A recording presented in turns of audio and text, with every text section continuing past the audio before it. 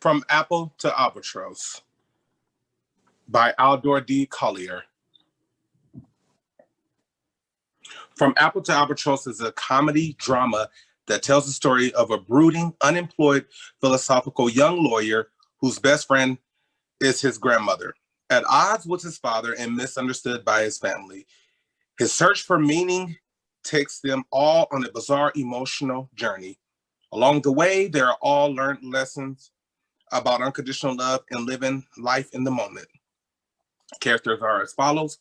Philip King is the protagonist, 26, a tall, handsome, Harvard-educated lawyer who is unemployed and not seriously considering work. Mary King is Philip's grandmother and best friend, 72.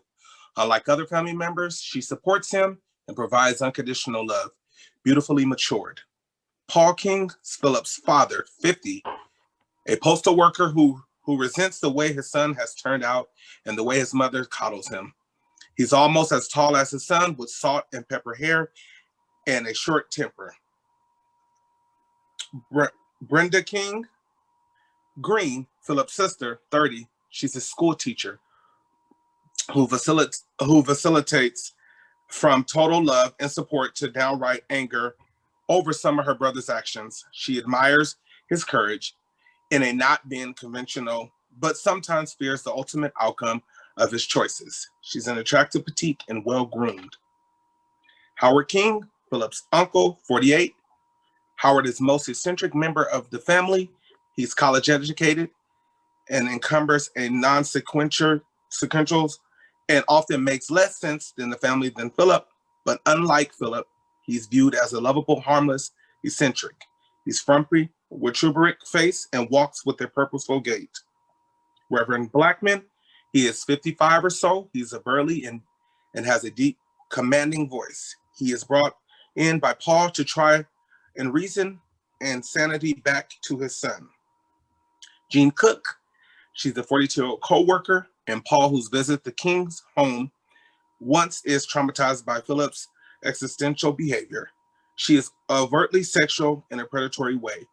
Her sultry and exaggerated femininity more comical than sexy. Act 1. The entire play is set in the living room of the King family in the middle-class section of St. Louis today. The room has a large sofa that faces the audience, a love seat, and coffee table. To the rear and right is a dining room table. There's also a bar that separates the dining room area and living room from the kitchen. On the far left side are steps that lead up to the stairs in the bedroom. Mary King, 72, sprays Lysol around and then begins dusting while listening and humming to a Sam Cooke song on the radio.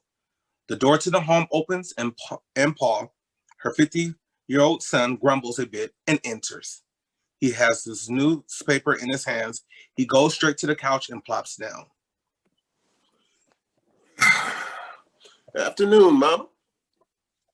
Mary keeps dusting and doesn't bother to look up. She knows his mood. Afternoon, son, for the second time in less than an hour. What's going on? Oh, Mary keeps humming and dusting. She speaks softly but sarcastically. Oh, nothing that wasn't going on 25 minutes ago when you left. Paul steps aloud. Yeah, very funny. Hi. Mama, you sure do keep this place smelling nice. You know I can't stand bad odors. Yeah, I know. So, what's for dinner? I don't know. Oh, you haven't decided yet? Mary's still not looking up. No, I'm not cooking. Brenda is. Oh, I didn't know she was coming over. Is she bringing the kid? No, it'll just be her, Philip, you, and me. Paul grunts. I guess he might wake up in time for dinner. Mary gets liquid polish, pours it onto the rag, and begins rubbing the dining room table. Don't start. I'm not starting nothing. I just said he might. I mean, might be up in time for dinner. You see, he ain't even up yet. What, it's almost like, 3 o'clock? I know exactly what time it is, thanks to you. Paul slaps the paper and hits himself on the head.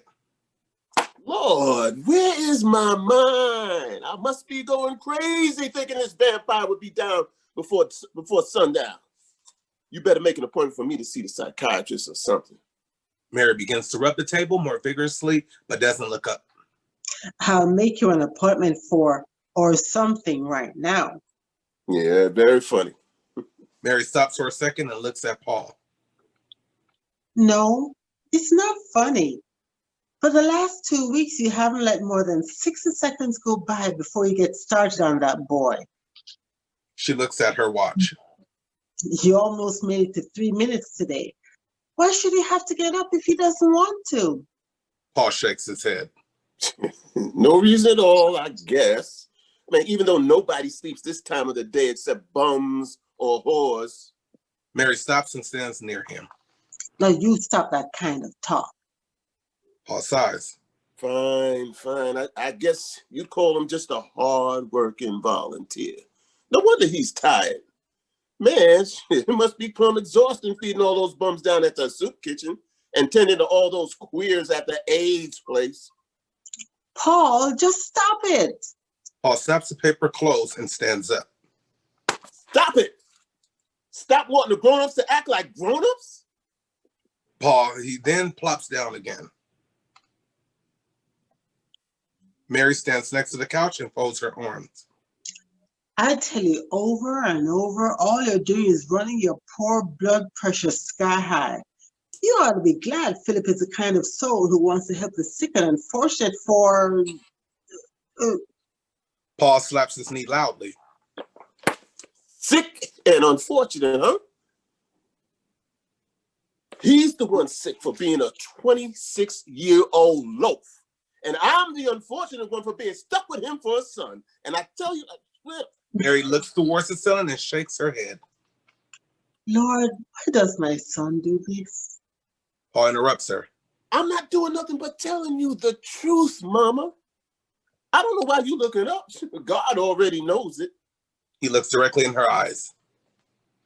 You are the only one who doesn't understand. You know, we just reached his anniversary, you know. Mary, a bit bewildered. What anniversary? Paul has a look of triumph on his face and leans back on the sofa smiling. You mean you didn't know? You, of all people, didn't know? I mean, you his angel. I'm amazed, man. I'm truly amazed. Mary stands waiting for the answer. What on earth are you talking about? Oh, I'm really surprised. You often are. Paul frowns, losing a bit of triumphant look. Yeah, very funny. Hey, for information, Mrs. King, today is the nutcase 2-year anniversary. Mary sees where it's going and moves back to the table and begins polishing again. Oh, Lord, here we go. Yep, 2 years out of law school, Harvard Law. And he ain't even thought about nobody's bar exam. No, not that generous boy of mine. Nah, no, he'd rather do silly shit. Mary stops and wags her finger at Paul. I've told you about that kind of language, boy. Now just stop it. Nobody in this family ever followed up the Lord's language like you do. Paul gets up and goes and sits on one of the 2 bar stools, puzzled. English is the Lord's language? Every language is the Lord's language, so just stop it. Paul snaps the paper on his leg and twists on the stool. Fine. But that boy's days are numbered, I'm telling you. What? You sound like you're planning on killing him or something. Paul smiles. Yeah, or something. Funny.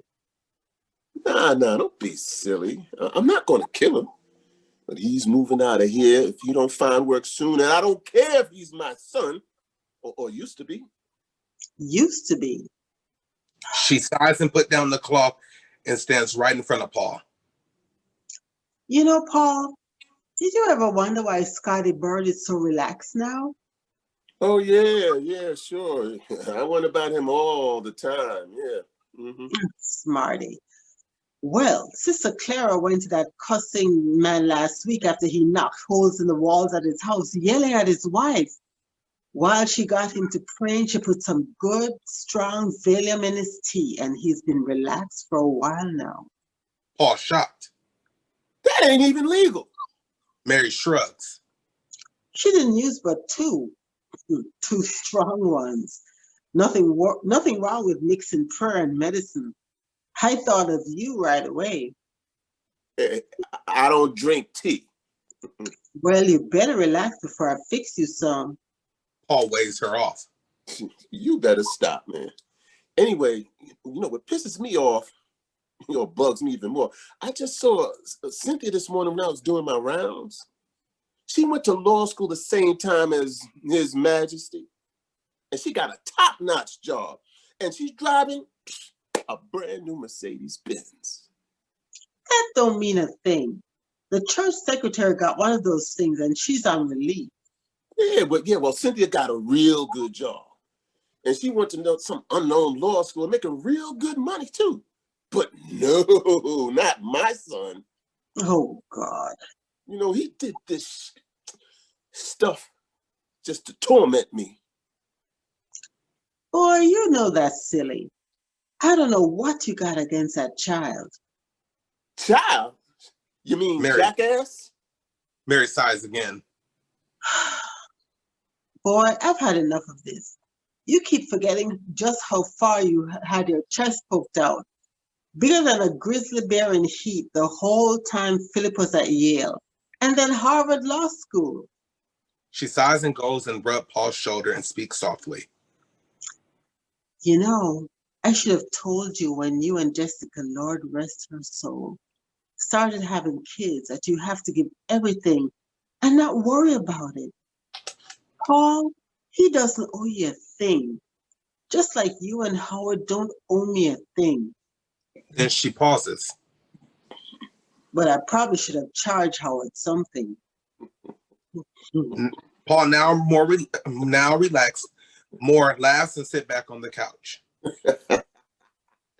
Oh, you're wrong, Mama. Then he catches his breath. At least Howard works. That's right. He does manage to work somehow. I thank God every day that he works in numbers and not people. Paul laughs even louder than before. Oh my goodness. You better quit. Then seriously. At least my brother doesn't do everything for free. Mary shrugs and grunts. Who would pay him? Paul louder. And he doesn't walk around in pajamas half the day. Should have named his butt Socrates. Mary looks at him beseechingly and puts her fingers to her lips.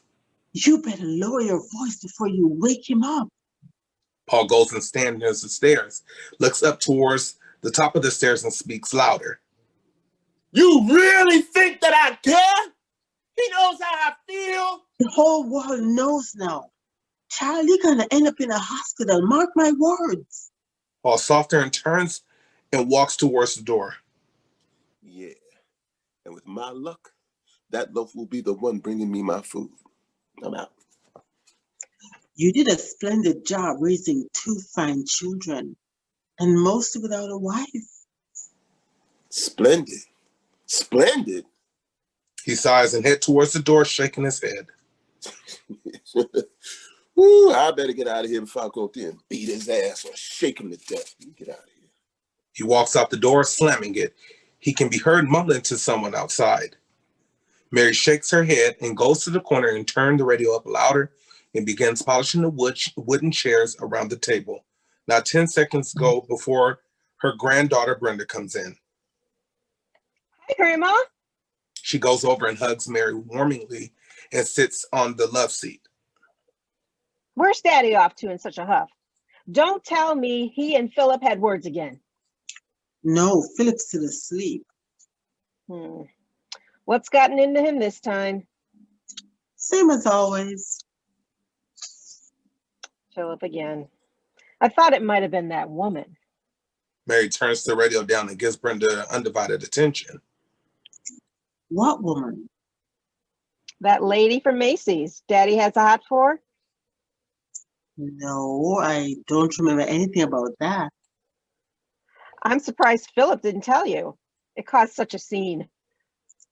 What happened? Brenda already trying to suppress a laugh. It was last week, Grandma. Anyway, she came by here right after you went down to see Aunt Jenny. Daddy made the mistake of. She laughs uncontrollably for a minute. Mary sits down on the sofa with her. Girl, what in the world? He left her sitting there, right here, She points to the sofa where they are seated. on the couch while he went to the store to get something. I don't know what it was. Anyway, Philip came downstairs and started talking to the woman. Mary sighs. Oh, Lord. Brenda wipes away tears of laughter. He claimed he just made innocent general conversation. She told Daddy that Philip was asking her about the afterlife, something about how much time she had left on the planet and retaking her place as part of the earth. You know, why minutes or 60 seconds instead of 100? You know, his usual stuff. Let me tell you. Then she laughs again. He must have really gone off because that woman didn't even wait for Daddy to get back. He said she ran all the way down Green Street in the pouring rain to that coffee shop. And I mean heavy rain. And she had on some 5-inch razor sharp stiletto heels. She called a cab and had it pick her up down there, as bad as it is down there. Mary laughing now as well. Girl, no. 5-inch stilettos. Brenda nods her head and tries to compose her. Yeah. Daddy was so mad. He chewed Philip out royally. He even told him the next time he had company to stay the hell out of the living room. And nobody told me a word. Not a word in a week. I'm surprised Philip didn't tell you. Maybe he was too embarrassed. That's so funny, girl. I wish one of them had told me.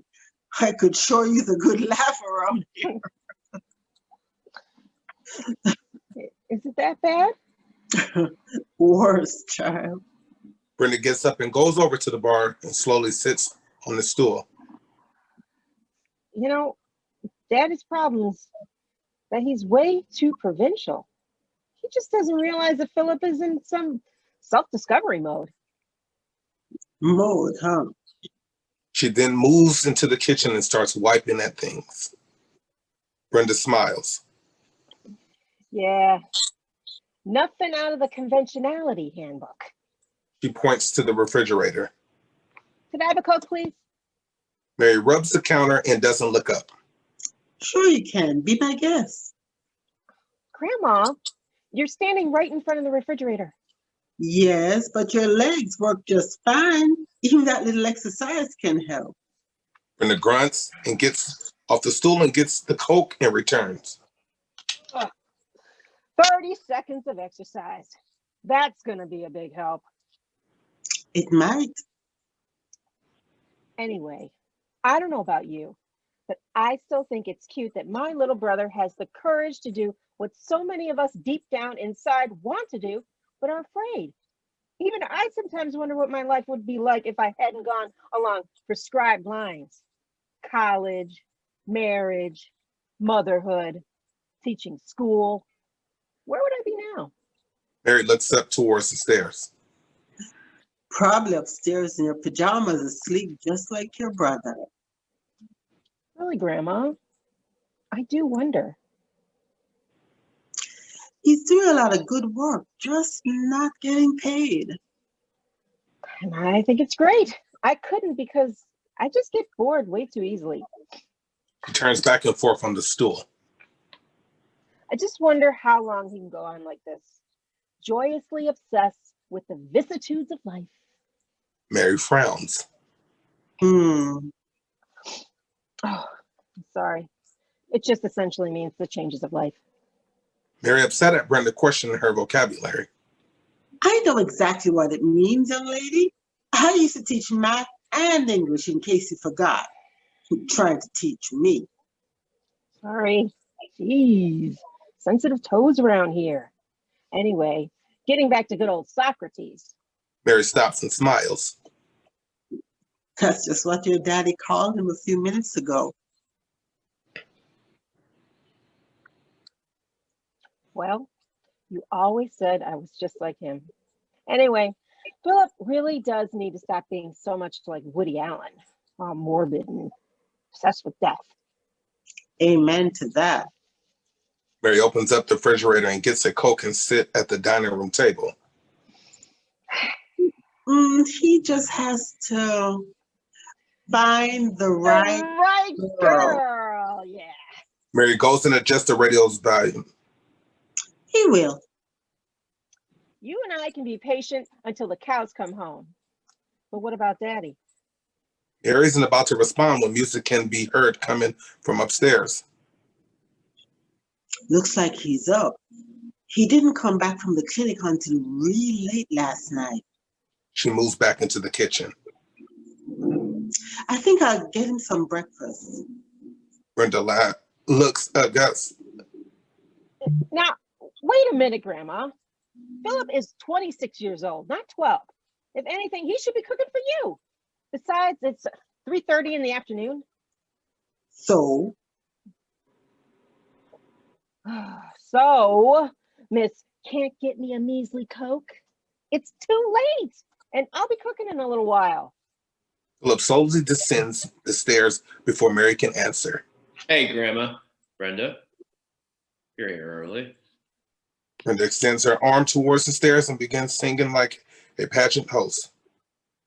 There he is, Mr. Bohemia.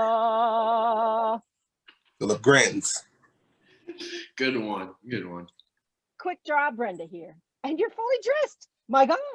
Yeah, well, my loincloth is being laundered. He goes to the refrigerator and gets orange juice. don't y'all start. Not. Besides, I have to go to the store and get a few things. Yeah, and I have to run over to the homeless shelter, but I'll be back in plenty of time to help you out. You better. Philip sighs and goes slowly and sit down at the table. You okay, Philip? She gets some juice and sits down as well. Brenda sarcastically, He's fine. Thanks, Phil. Y'all stop. Philip looks with a look of wonder. Have you guys seen just how big Mr. Green's pine and evergreens trees are? Can't say it crossed my mind. Mine either. God. He sighs and stares off into space, speaking slowly. You know, I can vividly remember looking out of my bedroom window 16 years ago and watching him slowly and methodically plant those tiny spallings. He opens his hands. And now they're over 20 feet tall. It's amazing. It's almost as if it happened yesterday. Well, it didn't. I know, Grandma, but I can tell exactly what that man wore and how long it took him to plant them in that 90-degree heat. You know, I just started sweating thinking about it all. Everything's just zipping by so fast. Brenda gives Mary a "here we go again" look and moves towards the door. But it was only 16 years ago, not a millennium. Doesn't make you a fossil just because you remember. Philip stares off into space. No, it doesn't. Just another vivid reminder of how fast this venture, this concept called life moves. You know, I'll bet, God willing, that in like 15 years, we'll be able to recall this very conversation we're having, the exact setting, the precise words. It'll all seem like yesterday. Mary sighs and grunts. Brenda goes up and picks up the paper off the table. I don't care, just like I don't now. You and I, dear sister, We'll have gray streaked hair and we'll be at the doorstep off of the cruel stages of life. Brenda shakes her head. That's definitely my cue to leave. Philip, let it rest. Please. Mary gets up and goes back into the kitchen. Now, Brenda, do you need me to do anything? Besides putting duct tape on Philip's mouth? No, I think I'm covered. She and Mary giggle. I'm just reflecting and observing, ladies. Just try relaxing and enjoying instead. Reflecting doesn't prelude enjoying. That's definitely my cue to leave.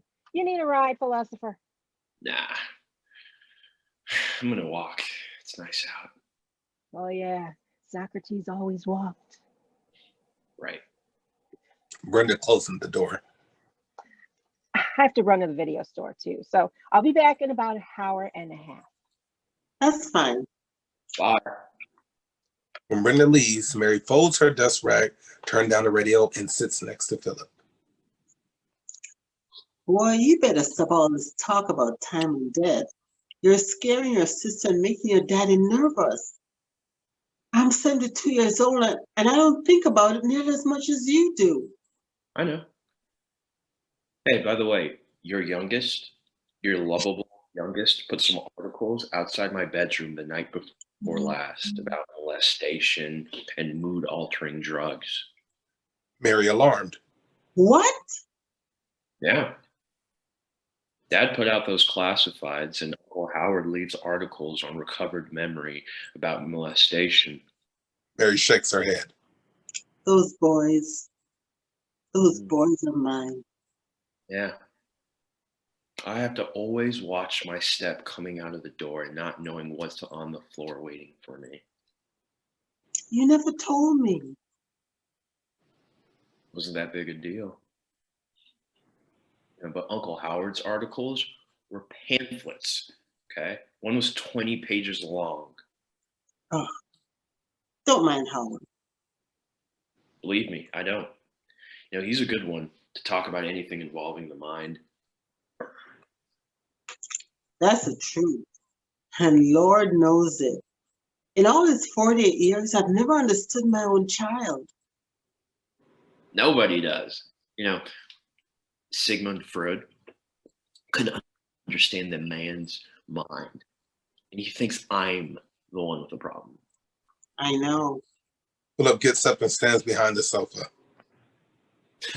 They're acting like it's rocket science, Grandma. I told you, just ignore them. Sure, okay. Like it's so easy with all that late night reading coming my way. You know what gets me is why this sudden flurry. They've been quietly grunting for months, but now. Something about an Annie. Oh, never mind. I told you, ignore those boys. Anniversary? What kind of anniversary? Nothing. Like I said, ignore those boys and go on about what you've been doing. Philip almost ignores the comment. He frowns and shakes his head. What kind of anniversary? Wait a minute. Is it about me? Anniversary. Philip, just let it go. Philip snaps his fingers. Got it. It's the anniversary of my graduation from law school. That's what this is all about. Jesus.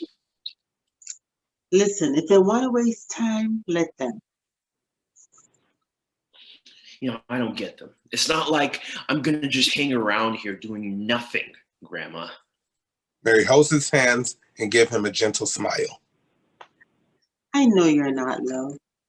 You're already doing very good work, valuable work, God's work. I just don't understand why it's such a big deal. You don't have to do anything you don't want to. You know that. I really, really should have followed my gut and dropped out that first year when I realized I didn't want to be a lawyer. But good grief. As you know, Pop was so psyched about it, and I never seen him smile so much. You know how bad he wanted it for all of us when Mama died. He had something positive. Lord, don't we all know? Hmm. Anyway, for that minute there, just that second, I was the brightly shining apple of his eye. Philip, you've always been the apple of his eyes. Both of you. He loves you both. Oh yeah? Grandma, I get more emotion out of those men on Mount Rushmore. Boy, stop. No, Grandma, the only emotion I get out of him is openly wondering whether I'm half or completely crazy. Philip then softly, Hey, I know my memories aren't in the same league as yours, but still, they've made me realize how short life is. Oh, Lord. I know I probably shouldn't talk about it as much as I do. The prospect of spending so much of this little time I have on this planet toiling at something I don't like is very frightening. Mary takes a deep breath and then leans towards him. The little time we have on this planet, little time. Boy, if you don't stop it, I've told you you're 26, not 96. I know. But I told you that. For some reason, I can't help it. And I don't want to upset you. You're not. Not if you end it right now. Grandma, I'll be out of your hair very soon. Philip gets up and begins pacing. Why do you act like you have to leave? You do mean somewhere here in St. Louis, don't you? I don't know. I'm still figuring it out. Well, you can work anywhere in St. Louis right from this house. Our house. Your daddy just wants you to leave. Philip smiles. I know what you mean, Grandma. Scene 2. Philip is sitting at the dining room table shelling peas. Mary hangs up the phone and sits down and joins him. It's about an hour and a half later. Brenda said to save her some. She'll be by in about an hour. They're going to get a new battery now. Good. Grandma, you've been a widow too long. Thanks for telling me. How long should I be one? Well, I mean, of course, you shouldn't be one at all. But I mean, you need a little life outside of this house. You're 72, not 100. No. No kidding. I'm serious, Grandma. You haven't mentioned a man's name. So? You need to get you out more, daddy dates. Mary shakes her head and continues shelling peas. You see how much good all those dates have gotten him. He's still single and grouchy. I'm 72 and I'll probably marry again long before him. Really? Grandma? You're still hot, okay? And I want a special man to come into your life. Uh-huh. Well, a woman my age is more likely to resuscitate the dead than find a man. Besides, boy, I don't need any complications in my life. Your daddy provides enough of that. I know. Besides, a 26-year-old who has no girlfriend and turns down jobs that offer him $100,000 shouldn't be so curious about an old lady's social affairs. But I am. But you shouldn't. Philip, my life is just fine. Mary smiles and looks out towards the audience. Your great aunts and I were raised as proper ladies of the Delta, not harlots and sluts. Letting a man know that you're interested doesn't make you a slut. I know there have been some men who've turned your head over the years. Come on. Come on. Admit it. Mary slaps his hand. Boy, stop. Sure, I find Billy D. Williams and Denzel Washington attractive, but I'm not about to drop a handkerchief and wait for them to pick it up. Why not? It could all end so soon. Oh, Lord, here we go again. Philip, look, I'm not dying. At least no one told me. So why all of this sudden interest? You have some gentleman callers in mind? No, Grandma, it's nothing like that, okay? I'm just curious. This is all going to go into the King family history one day. That would be nice. Just keep it G-rated. Philip giggles. I will. I will. Yeah, I'm going to create more video files. So so what have you wanted to do and never got around to? Did you want to run away? Hold on. Let me go and get my phone again. Philip gets up and goes to the cabinet behind them and retrieves it. Mary giggles louder. Boy, you and your video files again. Philip sighs and put it in front of her. Okay. Now tell the phone. Why? I know it, but Brenda's grandkids will need to hear your voice saying it. Okay, let me see. Well, when I was a young teenage girl, I always wanted to listen to those records by Bessie Smith. But parents back then didn't think it was proper music, just the kind you heard at juke joints, you know. Mary then bragging and looking directly at him. You know, Bessie Smith died in the Delta. No, I didn't. Tell the phone. Mary boastfully. Yes. And dear cell phone, I never got to see her. Very funny. Well, anyway, Mr. or Miss Videographer, Etta, one of my friends from church, passed a note to me during service. I was just 15. I can remember it just like it was yesterday. She said she had smuggled some of Ma Rainey and Bessie Smith music into her bedroom. Child, I was so excited. I started sweating right there in the family pew. That sounds nice. Oh, it was. We made plans to make excuses and go over to Etta's house and put pretty red carnations in her hair, smoke some strong cigarettes, and sway back and forth to the music. I was going to wear a pink or red satin dress, even though Papa said only whores wore satin or anything red. It was going to be so much fun, singing and dancing. But I guess it wasn't meant to be, since Etta's daddy found those records and broke them on the side of her head and tore her legs up too. Soon enough, I met your granddaddy, and the rest, well, you know. But that was more than 50 years ago. So, I know how to count.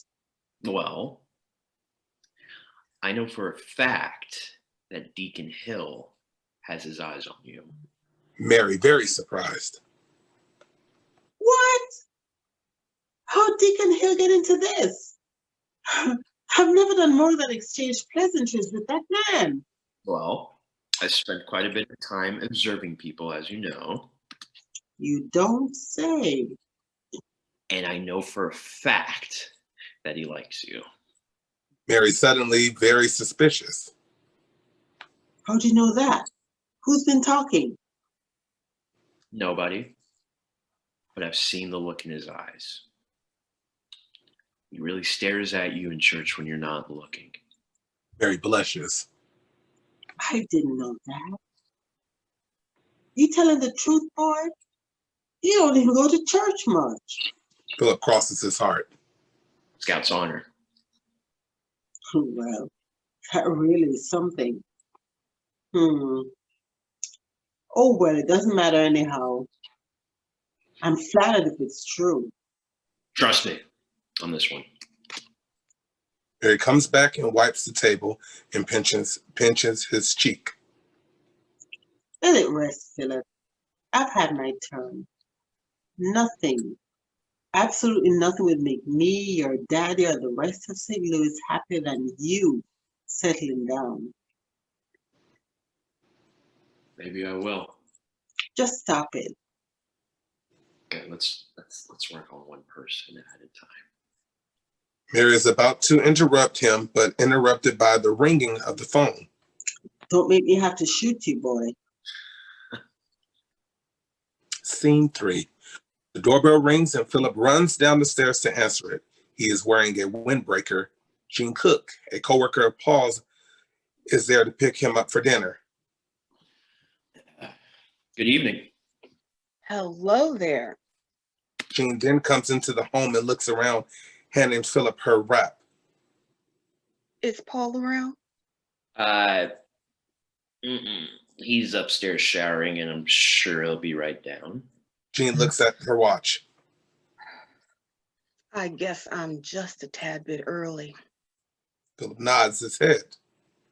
I'm sure he'll be down very soon. Jean extended her hand. I'm Jean Cook. I'm Philip. Nice to meet you, Miss Cook. You must be the lawyer I've been hearing so much about. Philip nervously moves closer to the door. I guess. Well, it was nice meeting you. I have to run, but Dad will be down soon, and I'm not really a lawyer. Not really a lawyer? Did you go to Harvard Law School? Philip is frigidly and standing near the door. Yes, ma'am, I did, but Jean stands looking at him about 5 feet away. Then you're a lawyer, right? Kind of. Kind of. Okay. Jean sits down on the sofa. Aren't you going to be polite and keep me company until your daddy's ready? Well, I'm not allowed. I mean, I'm sure he'll be down very soon. Then just keep me company until then, okay? I've never been here before. I don't want to sit in a strange house all alone. Philip nervously looking up towards the stairs and sits on the arm of the sofa. Well, okay. You can sit closer to me. I haven't been a man yet.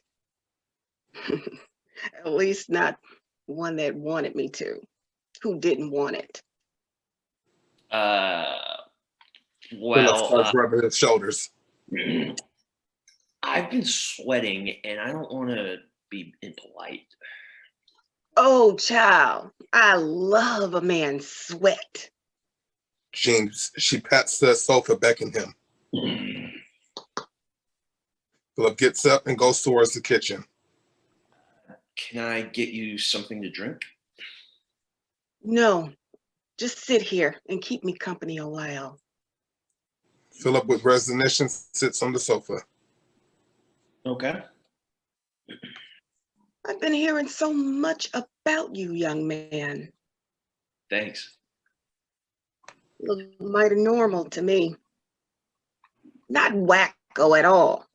Philip feel nervous. Thank you. It's very nice of you.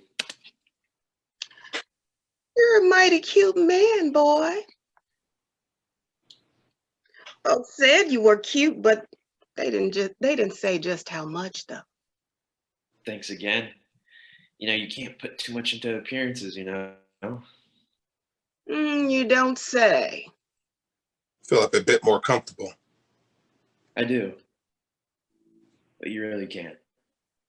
You know, states like madness are totally internal. There are a lot of attractive madmen out there. And I don't think I'm crazy, and I don't think you are either. What? No, nothing. Nothing at all. Gene gives him a sudden, wary look. Hope I didn't speak too soon. Now, you sound like a very smart young man with all those nice, pretty words. I don't know about that. I just read a lot. What else do you do a lot of, child? Probably chase all kind of skirts. Philip uneasily again. No, I don't do anything special. You sure should. Boy, I wish I had 20 more years on you. I'd tear you up. Philip gets up and walks towards the door. Well, thanks, but I sure don't. Gene confused. You wouldn't want me to tear you up? No, that's not it. Not at all, Miss Cook. Okay, you seem very nice. Oh, I can be real nice, child.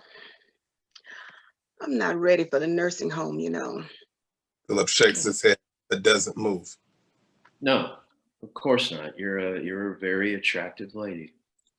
Gene smiles coyly and touches her hair. Thank you. That's what I like to hear a man saying. The point I was trying to make was that if I were 20 years older, I'd be 46, and from where I stand now, I just can't really imagine being that age.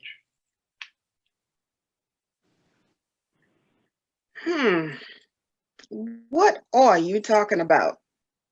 That's a long and boring story, and I really should be going, and it's not boring. No. Come on back here. Sit down, child. Bore me if you have to. What else am I going to do until your daddy comes down here? Philip moves towards the flat screen on the wall and points at it. Now I can turn on some music, or you can watch some TV. Gene taps the sofa. No. Child, come sit. Oh my. Young man. Child, come here and sit with me. I won't bite unless you ask me real nice. Then she giggles. Philip passes Gene and sits on the love seat. Okay. But nothing. Gene, with resignation, Philip sits up, leg on the sofa. When he thinks Gene is observing his crotch, he quickly closes his legs. Gene sees the gesture and is irritated, speaking slowly. Young man, I am not examining your groceries. Philip looks at his crotch and opens his legs. oh no, I wasn't thinking that. Right. Anyway, a cute boy like you needs to settle down and have some children. I don't think I ever will. Gene recoils a bit. You ain't funny, are you? I guess it depends on how you define funny. What? Funny is funny. You know, sweet, a fruit. You mean homosexual? Yeah, something like that. Oh. I never thought about anything like that. Well, that's good. So when's a cute boy like you gonna find a wife and have some children, some cute little kids? Probably never. I don't have any intention of bringing more children into an already polluted, crowded world. Crowded? Where? There's plenty of room in Missouri and in Illinois. I know. But the third world is bursting with people, and at the rate we're going as humans, there won't be any of the Earth's resources left for future generations to enjoy at all. Taps his finger as he's making a list. We're defrosting, increasing diseases such as cholera, TB, AIDS, pollution, unchecked global warming. You know, if man keeps on this destructive path, my fear is generations of children will be a little bit more than mutants, Gene.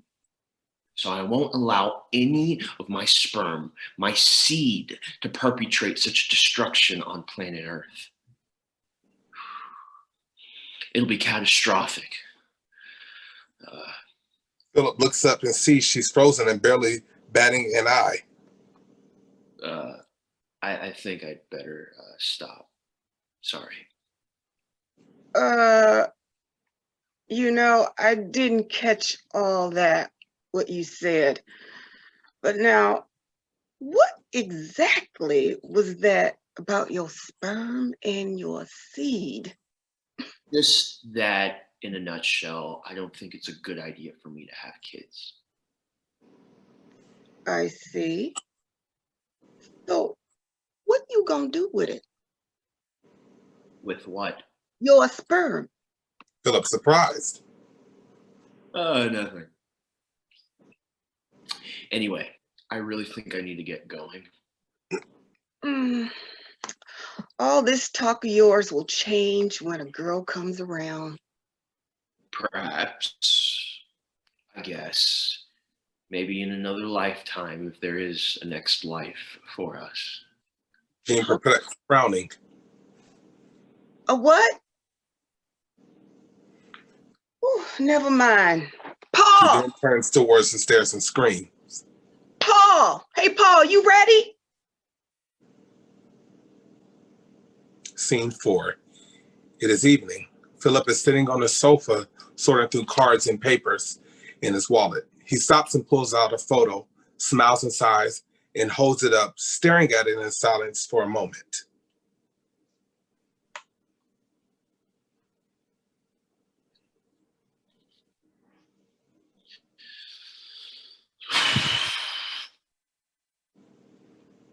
Oh man. I wonder so much what you look like today. So beautiful. And not an ounce, not a fraction of guilt. Philip holds it up higher. Beauty with no attitude or agenda. God, what a lucky nut I was. And I didn't know, I know you didn't like me calling myself what everyone else did. But I guess sometimes I can't help it. All these years later, lady, I still get those warm jolts of electricity from just looking at your picture. It's like I'm holding you close and warmly again and saying nothing. Just quietly watching butterflies and boats go by while I hold you.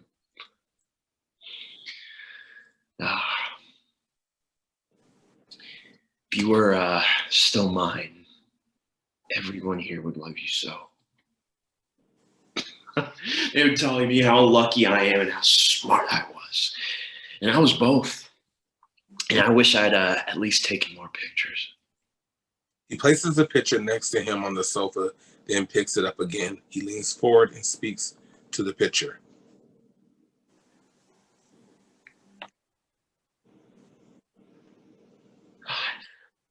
So many things I wish I had done. Like a dummy, I even wrote up a wish list after it was all over. I wish I held you longer and closer. I wished I would have used the word love more. I wish I'd have traveled around the world with you. Philip lets out a deep sigh. I wish I'd have married you. God knows I wish I had. I saw so much potential, Lily.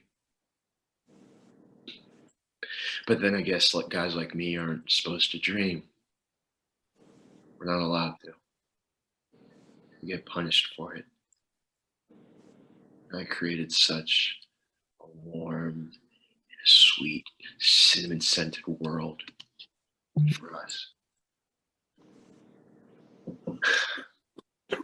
I just never got around to sharing it. I figured I'd get around to it. And I just hope you're making some lucky guy smile. That's saying a word just like you did with me. Paul stretches his arms quietly and stands at the top of the stairs. He listens for a minute, then he smiles and nods his head. Who is that a picture of, son? Paul startled. Oh, hi, Pop. Just the girl I knew a long time ago. A girl? Well, that's a relief, man. This is the first time I've ever heard you talk about a girl. And who is she? I mean, she's hot. Paul gets closer. Paul gets closer and smiles at the picture. Yeah, she is hot, man. Oh yeah, she's cute. Inside and out. Mentally, physically, every way possible. Damn, man. Can you get her to come to St. Louis? I want to see her, man. Philip puts the photo slowly back into his wallet. Nah, I don't think so. She left me. She's out of my life. She's out of my reach now. No. Trust me, boy. They never are. Philip stands up and heads towards the door. You're probably right, but trust me, it's over. No way. There's no way I can get her back now. Oh, well, don't worry about it. I won't. I'm glad we're talking without a commotion, Pop. Paul clears his throat. Well, women can do that to men. I guess you kind of understand the power that they have, huh? Oh, yes. Paul almost gently. They can do all kinds of shit, boy, without you even knowing, man. Even make you a better man. And a star like you let get away could damn near rule the world. Man, boy, you better find her, boy.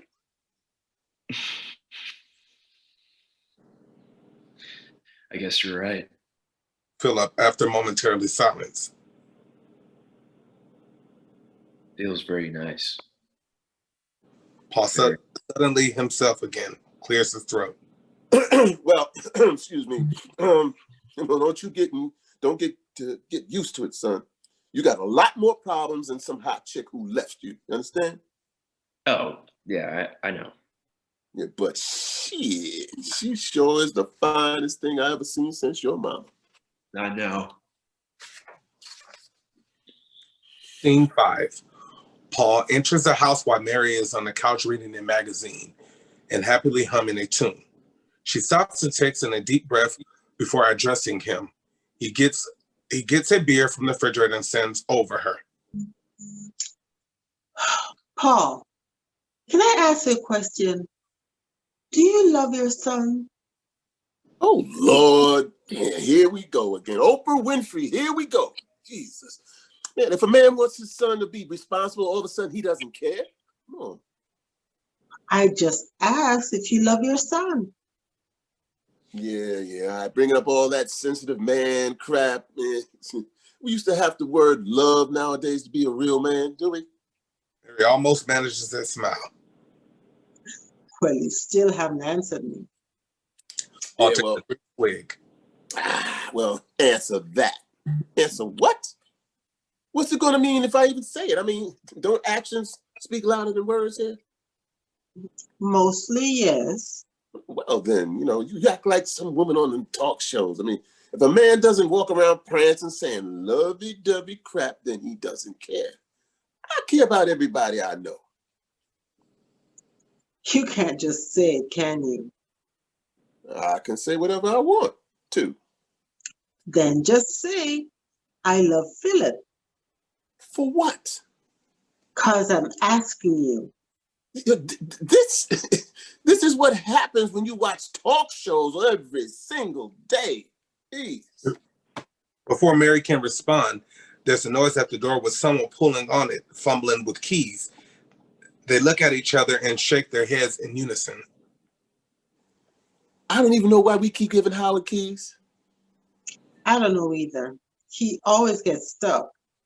Paul gets up and goes to the door, opening wide for his brother. Howard, man, you ought to just ring the doorbell, man. Come on in, man. Next time I will. Hey, Mama, Bernice is going to call me over here when she gets to Chicago. Paul goes and sits on the love seat. Good. Well, I'd better go and start getting dinner ready. Mary, she moves into the kitchen. Sure is quiet around here. He looks up at Paul's beer. Any more of those around? Yeah, right, sure, man. It's right in the fridge, man. Howard goes and gets the beer and sits on the sofa with Paul. Is Freddie the freeloader taking a nap? I heard that. No, cut it out. Paul grunts loudly in Mary's direction, but loudly addresses Howard slowly. You know, Howard, I was just looking at that crazy Lucy show. And man, you know, I really Paul love loudly is Lucy. towards him. Sorry. Love Lucy. Howard barely acknowledges him. That's good. Oh, man. I don't even know what the show is, but she was so damn funny. Man, I really love that Lucy. Paul looks at Mary and emphasizes the word love again. Howard, unaware of what's going on, shrugs. That's cool. I love the bitch too. Mary steps back towards them and has her hands on her hips. Paul, that's not a bit funny. And Howard, you know about using that kind of language. What? Mary goes back in the kitchen. Never mind. Oh, never mind. Howard looks back towards Mary for a second, then leans towards Paul and speaks softer. Me and Denise were talking the other night. You know, the very way men and women do, especially the married kind. I think married couples talk more than single people do. Just decided to talk after dinner and television and Paul, exasperated. I understand, Howard. God. Well, she said that Philip really needs to see a shrink.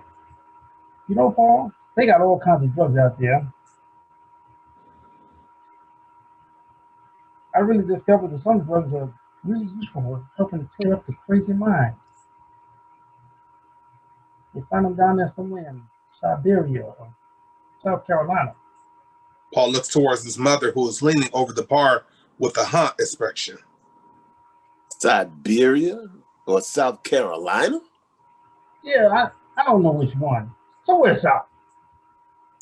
Howard, you know you can't whisper. Mama, everybody needs their little help every now and then. Paul laughs. You sound like that laxative commercial. Hmm? Which one? Jeez, never mind. Which one, Paul? I need to know these things. Never mind, Howard. God, you wouldn't remember anyway. Maybe you ought to show Mama the article on drugs for crazies. Yeah, I will. You know, I saw another piece like that, and I think it was TV Guide or House Beautiful about marijuana and what it can do to brain cells. Maybe Philip was really fooling around with that, you know, doolittle. You know, I wouldn't put nothing past him. You know, I think the article was House Beautiful. Yeah, that's it. House Beautiful doesn't have articles on drugs, Howard. Good grief, man. It could have been. Marijuana is from a green plant, and green plants can be used to make a house pretty and green and beautiful, right? Mary leans over at the bar. Now, Howard, you might want to think about getting a little help too. Mama, I'm just forgetful.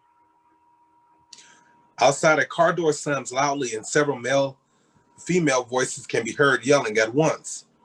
Mary looks up at the clock, bewildered.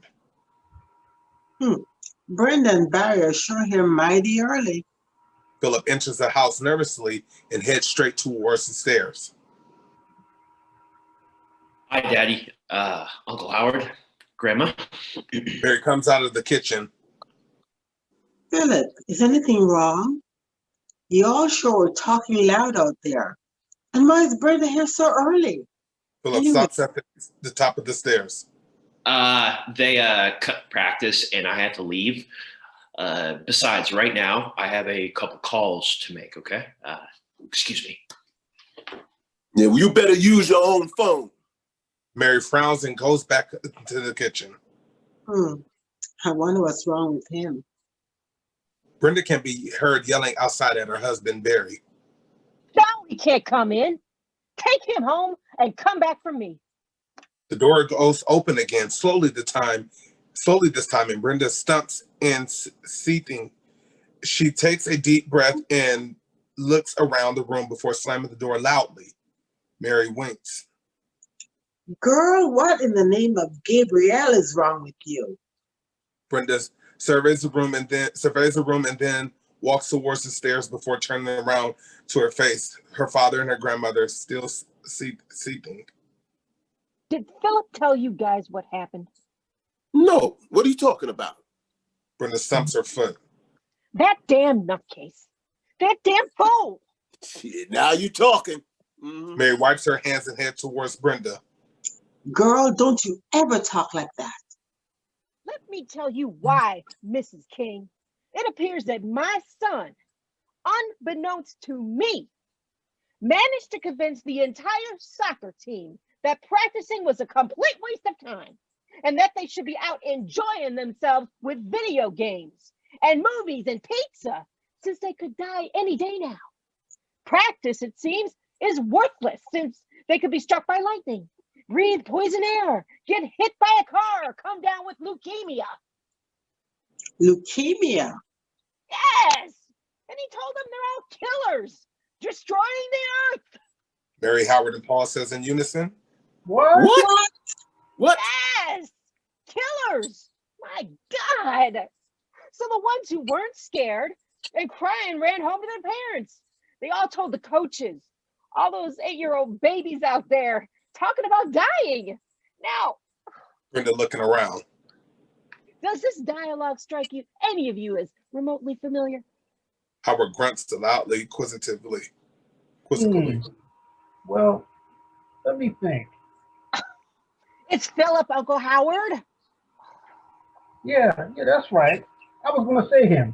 He never give people a chance. Brenda ignores her uncle.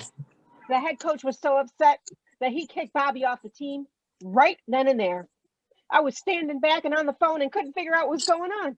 The coach was screaming that my son was too disruptive. So did all the parents who've been calling like crazy. And they've been screaming as much as the coach. Calling about what? About my psychotic son. The other mothers don't want him around their kids anymore. Half of them are on the phones right now with therapists, hoping the damage isn't permanent. Some of those women, those bitches, they said they were going to bill me for all the therapy sessions. A few of them said they might file a class action lawsuit against me on my teacher's salary. What? Paul growls and moves towards Brenda. I'll be damned. Yes. And now, one more thing. One thing we all know is the source of information Bobby passed out. I cannot have him around my child anymore without total adult supervision. Maybe even with it. Howard clears his voice to speak to, but Brenda raises her hand. I'm not talking about you, Uncle Howard. We all know Philip did this. She goes and plops down on the love seat and sighs. I better calm down before I go up there and curse him out or kick his butt. He knows he shouldn't be talking like that in front of kids. We always gave that fool the benefit of the doubt, but no more. That man is sick. how do you know Philip did it? They all looked at each other in disbelief. Bobby could have learned that mess in school. You know the kind of godless mess they teach kids nowadays. It's just plain sinful in those schools. Grandma, please. I'm serious. That child could have been exposed to wicked websites. Grandma, you can stand there and pretend as long as you like. Bobby claims he just overheard him, but I'm not taking any chances. Paul gets up and goes and gently taps his daughter on the shoulder. I've been trying to tell y'all all along, but I will tell everybody now. He's definitely got to go. And now, I mean now, he's causing too much bullshit in everybody's life. Jesus. Howard grunts and nods his head repeatedly. Don't, Mary almost screaming like the rest. don't you dare talk like that. Brenda rubs her temples. Grandma, please. For just 1 minute in your life, please open your eyes. What are you trying to say? I've told all of you I'm tired of all this character assassination. Ganging up on that child for no reason. Brenda flabbergasted. I do not believe this woman. It's unreal. Haven't I been saying all of this for years now? Years! Finally, somebody's eyes are open. He's leaving now. Mary almost whispers. I won't have this. Before anyone can answer, Philip slowly descends the stairs. All quietly stare at him. Brenda, I'm really sorry for Bobby having overheard whatever conversation of mine. Brenda, unmoved, folds her arms and grunts. I'll bet. Philip comes and stands near her. I can assure you, I never intentionally ruined his mind with information he couldn't handle. Never. Then he turns to his father. And you're right, Pop. I can't stay here any longer, and I won't. Mary aghast. What? Won't what? Caused quite a bit of turmoil around here, and I'm really sorry. You haven't done anything of that kind, child. No, Grandma, I have. And what happened today really breaks my heart. And I am so sorry. And it reinforces the decision I made a while ago. I've been planning this trip for a long time. And a week after next, I'm moving to the top of the Berkshire Mountains in Western Massachusetts. All in unison, What? Philip moves back towards the steps. On the way back here from law school, year before last, I met an amazing monk from a remote monastery up there. We had a spectacular conversation all the way. I've been in touch with him ever since.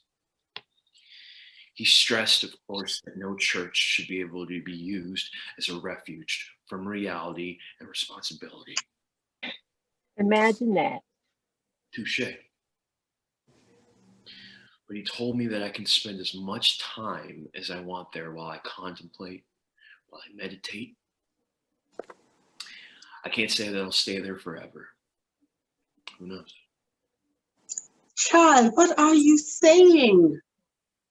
I know I should have told you earlier, Grandma. Sorry. Okay. There's a private residence to the monastery where I'll be living. It'll be mostly in seclusion. I'll be reading, meditating, gardening, reflecting. We haven't worked out all the details, but I'm really excited. Philip claps his hands and looks around at his stunned audience. Well, aren't you guys excited for me? It's very likely that I'll end up a monk. End of Act 1. Act 2. Howard is sitting on a couch with a stack of papers. Paul is on the left seat with a pad and pencil. Brenda is seated on a bar stool near the kitchen, working on a crossword puzzle. It is Saturday afternoon, 2 days after Philip's bombshell announcement. Paul shaking his head. I just didn't figure out he'd flip out that bad, man. I mean, damn. What could make him be so damn crazy to go to a damn convent, man? Brenda taps a pen on the bar. Monastery, Daddy. Paul waves her off. Whatever it is, the boy lost his mind. Paul then lowers his voice and leans towards Howard. I'm beginning to halfway believe what you said about those drugs. Brenda taps the counter again. I heard that too. She then swivels around the stool towards them. I can tell you, all-knowing analyst, that Philip has definitely not been under the influence of drugs. You haven't been around him 24/7, girl. I didn't have to be. When he was in college and law school and most of his friends got high, he always politely left the room or sat in corners being quiet or staring at his watch. I indulged, but Philip never did. What? Oh, no, you didn't? Oh, yes, I did. Brenda looks at all the incredulous looks. Please, grow up, gentlemen. Almost everybody in college did. Howard looks up and appears to be counting. I don't think I ever did. Brenda slowly and loudly, empathetically, sorry. Uncle Howard, if there is one thing about which I am certain in this life, it's that you did. But anyway, Philip was so obsessed with time that he couldn't understand why people would alter their minds, wasting precious life energy. He'd always tell me he couldn't understand people wasting all those hours nursing hangovers or coming down from marijuana. Trust me on this one, guys. My brother is out in the cosmos, but he is definitely not a drug user. Maybe. Howard grunts. I still think you're wrong. About what? About me. You don't know So what? whether you did drugs or not. She don't know either. Oh, Lord Jesus. Brenda sighs in desperation. Okay, Uncle Howard, I'm sorry. Howard triumphantly. Then okay. Why can't you guys just accept his decision and move on? Paul waves her off. What about the other possibilities we discussed? Howard confused. What? Paul tries to cover his hands so Brenda can see him flipping in the back and forth gesture of a homosexuality. You know that one? Oh yeah.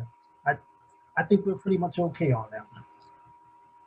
What do you mean pretty much? Hey, a girl might say he's straight because he looks straight. You can't go by that. But Barry and I investigated thoroughly. Good Lord. Barry, too?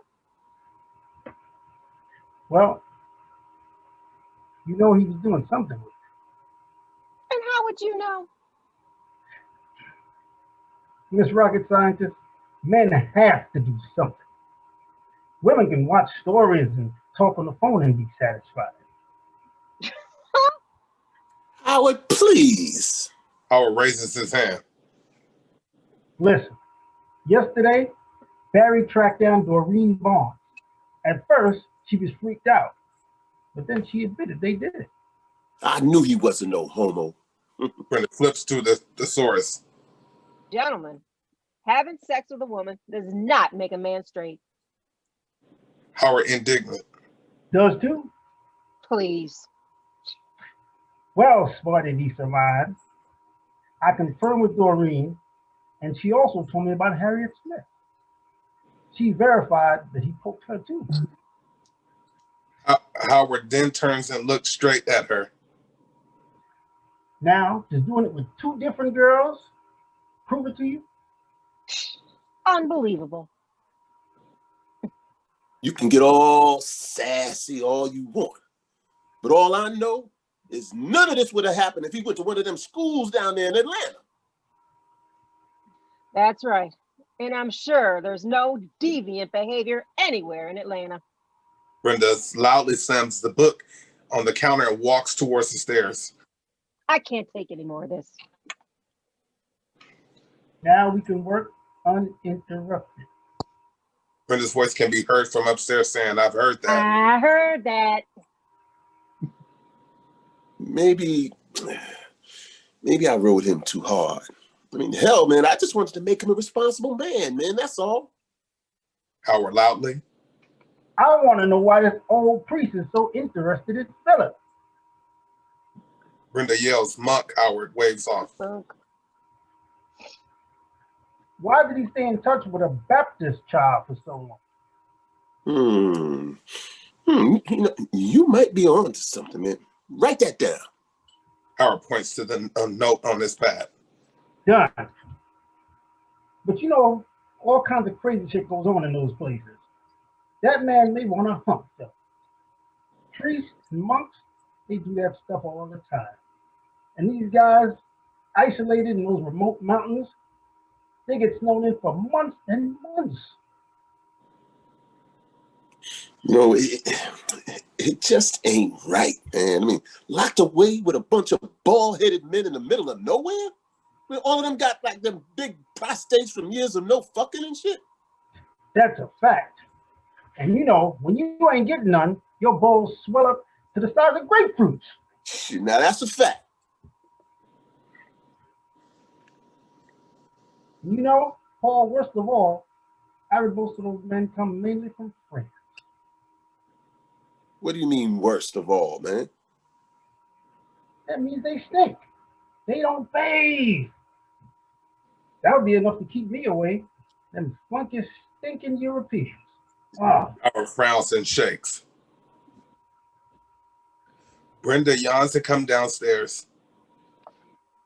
Ooh, no use trying to relax around here. You guys are so pathetic, you're funny. Don't you care? I mean, he is related to you. Brenda stands behind Paul, massaging his shoulders. Of course I care. Daddy, we're all scared and confused. But he is 26. We have to let him go. She looks at Howard. All of us. All we can do is hope and pray it works out. She bends down and kisses him on top of his head. We have to allow him to travel whatever road he chooses. This is out of the Twilight Zone. I can see the Peace Corps or some California commune, but a monastery? Come on. And that's all the more reason I think we really have to look at cancer. Scene 2. Philip is sitting in the living room on the couch.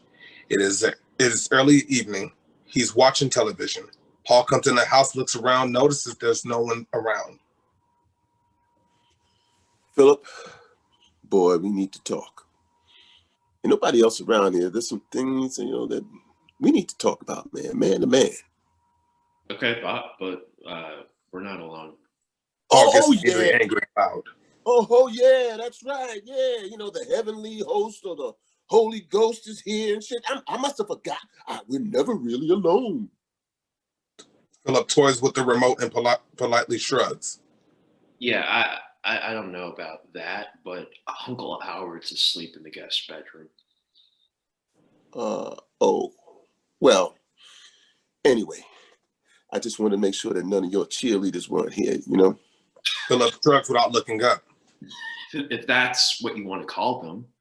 Paul walks around the sofa, almost sits on the chair, but remains standing. Listen, son. Everybody wants to know why you want to give up on everything and hang out with some crazy monks. Philip squeezes the remote and then the TV goes quiet. They're not crazy monks, Daddy. Anyway, I know it ain't been too easy between me and you lately, but I want you to be able to talk to me about this. Paul almost gently. What's really wrong? Philip clears his throat and shows uncharacteristic irritation. Why does something have to be wrong with me for doing what I want to do? Paul takes the cushion off the seat, sits down, and punches the cushion. Because it ain't normal, man. It's weird. But listen.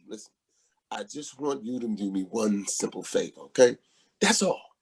And what might that be? It's nothing that's gonna hurt you at all. Gee, thanks a lot. Yeah, and nobody has to know about it if you don't want. I just want you to see a couple of doctors I found, okay? Philip smiles sarcastically. I do not believe you. I really don't. You know, Grandma said you thought I had cancer. Are these cancer specialists by chance? Paul puts the cushion back and crosses his legs. If I tell you you promise to see them? No, I won't promise. One of them's a cancer specialist, and the other one is a plain psychiatrist. Paul raises his hand and cuts him off. I just want you to be sure, just like I want to be sure. You understand? I mean, how do you know for a fact you don't have cancer? What would it hurt to just go have a complete physical? You talking about maybe, 2 hours out of your day plus the shrink? I mean, that's not much to ask, man. That's not much, is it? It certainly is. There's nothing wrong with me, Pop. Paul stands up and begins pacing back and forth. The hell there isn't. It's definitely something wrong with your ass. And I wish to God I knew what. Well, let me alleviate some of your concerns, okay? Number 1, I do not have AIDS. Number 2, I do not have cancer. And number 3, I am not a drug addict. Maybe I'm just crazy without a cause. What kind of shit is that, crazy without a cause? Listen, boy, I know you're grown up and I can't make you go. Please, Pop, please just let it go. And you can ignore it all you like. But we all know something happened to you up there in that law school, volunteering and talking about death all the time and the meaning of life just ain't normal. Why not? Paul throws up his hands. What? Then he sighs and takes a deep breath.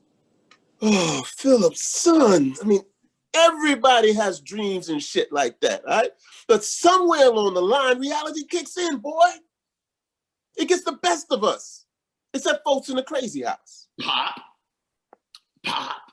Paul stares into silence for a moment. Look, I've been at the post office for 28 years.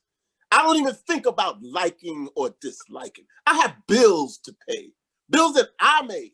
And at some point, you stop thinking and you just start doing. Suddenly he speaks gently. But you keep fighting and fighting stuff that nobody can control or even understand.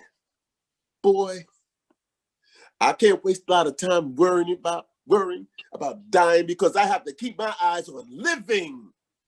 Maybe I'm just a simple man, too simple to understand any of this, because I sure don't. Philip is about to interject something when Paul cuts him off.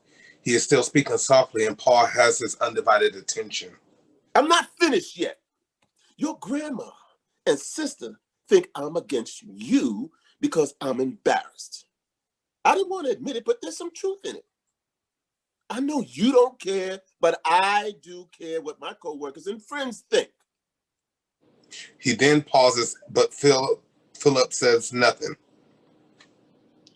I think I have a right to be embarrassed when you do stupid shit like refusing to work. I know you don't care, but I don't like being the butt of jokes, and I don't expect you to think nothing about what bothers me. Philip is misty-eyed and is sniffling a bit. He clears his throat and wipes his tears away.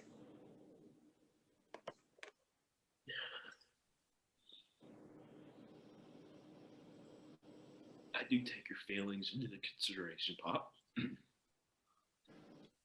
It's one of the main reasons why I have to leave. If I were leaving to go to one of those big law firms in Chicago, we wouldn't be having this conversation. Did it ever occur to you that I'm doing something that's right for me? And for the longest, you couldn't wait for me to get out of the house. And now that I'm leaving, it's equally unacceptable because it's not where you want me to go. No, a monastery isn't prestigious or noteworthy enough of that post office crowd of intellectuals. That's right. Get all sassy. Philip wipes away more tears. No, you always expected me to be doing something great, like soaring, elegant American eagle, and I ended up being what? The goofiest bird of all, an albatross. What? Never mind. Anyway, I'm sorry. Pop, I'm glad you were proud of me, but now I really, really have to focus on myself. Paul, in a much more subdued tone. Boy, I had so much hope for you. I wanted both of y'all to have it easier than me. Maybe that was the problem. What's easier, Pop? Huh? Wearing a three-piece suit and kissing ass to get clients isn't easier? Working 16 and 18-hour days for years to keep those billable hours sky high in the hopes of making partners not easy, Pop? You get to dress better, Pop, and no haloshes, that's all. You know, people seem to minimize mental stress and exhaustion. Look at what Brenda has to go through. I don't think lawyers are nearly as stressed as teachers. Look, when you strain your back, lifting boxes, having damn dogs chasing you, people putting guys on you in gangs trying to take checks from you, then you could talk to me about being tough. Pop, let's not argue about it, please. Fine. Boy, I tell you. Philip clears his throat again. Pop, you have the right to hope and dream except to a point. But beyond that point, He speaks each word clearly and slowly now. you have no rights, okay? It is my life! Paul rubs his forehead. You know, I guess that's right. Since I'm just the dumb fucker who's been taking care of your ass for 26 years. But no, I have no rights. Working overtime, nights, weekends to make sure that you had a comfortable, it doesn't count for shit. I'm grateful, okay? But simply doing your job as a parent doesn't entitle you to... Paul is now stumping around the room, circling the couch. My job? I went way beyond my job. Even a dumbass postal worker knows that the law says you only have to take care of your ass until you were 18, asshole. My job as a parent? Hell, I didn't even have to pay for college, man. I guess they didn't teach you that at Harvard. Paul now extremely loudly. You are crazy! Totally fucking insane! He heads to the kitchen, still screaming. And you're one selfish motherfucker. Before either can say more, Mary comes in, slams the door loudly behind her, startling both of them. Paul, still catching his breath, looks at as if he assumes she's mad at him. However, she glowers at Philip. Paul takes his grocery bags into the kitchen. I'll take that. Mary doesn't take her angry gaze off of Philip. Thanks, Paul. Philip, sensing her anger, slowly heads towards the stairs. Oh, no, you don't. Paul, can I talk to Philip alone for a few minutes? Paul grunts and shakes his head as he heads towards the door. Fine. I'm done. Done! He closes the door firmly behind him. Mary has her hands on her hips and breathes heavily.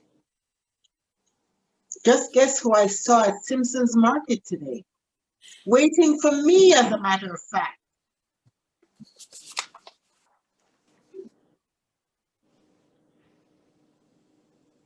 The deacon. Yes, Deacon Hill. Philip sits back on the sofa. It's nice, isn't it? It's more than nice. Boy, I've been shopping at Simpson's for 25 years and never once saw the deacon there. But today he appears out of nowhere, just out of nowhere. Well, a few of your church friends were talking about vegetables down at the market, and I did tell him we were there every Monday around 6. And why did you tell him that? Mary almost screaming as she flails her arms. Philip, doggone you. Didn't I tell you to leave that stuff alone? I'm 72, not 16. Don't mess with my life like that. She takes a few deep breaths and sits down. If I wanted that man, don't you think I have enough womanly wiles to know how to do it without a child's help? Yes. Philip, I've told you I'm satisfied being a widow. Mary then loudly. Do you understand? Do you understand? I'm sorry. You act like I'm going to pieces when you leave, and some man I don't even know is going to stop it from happening. No, it's not like that.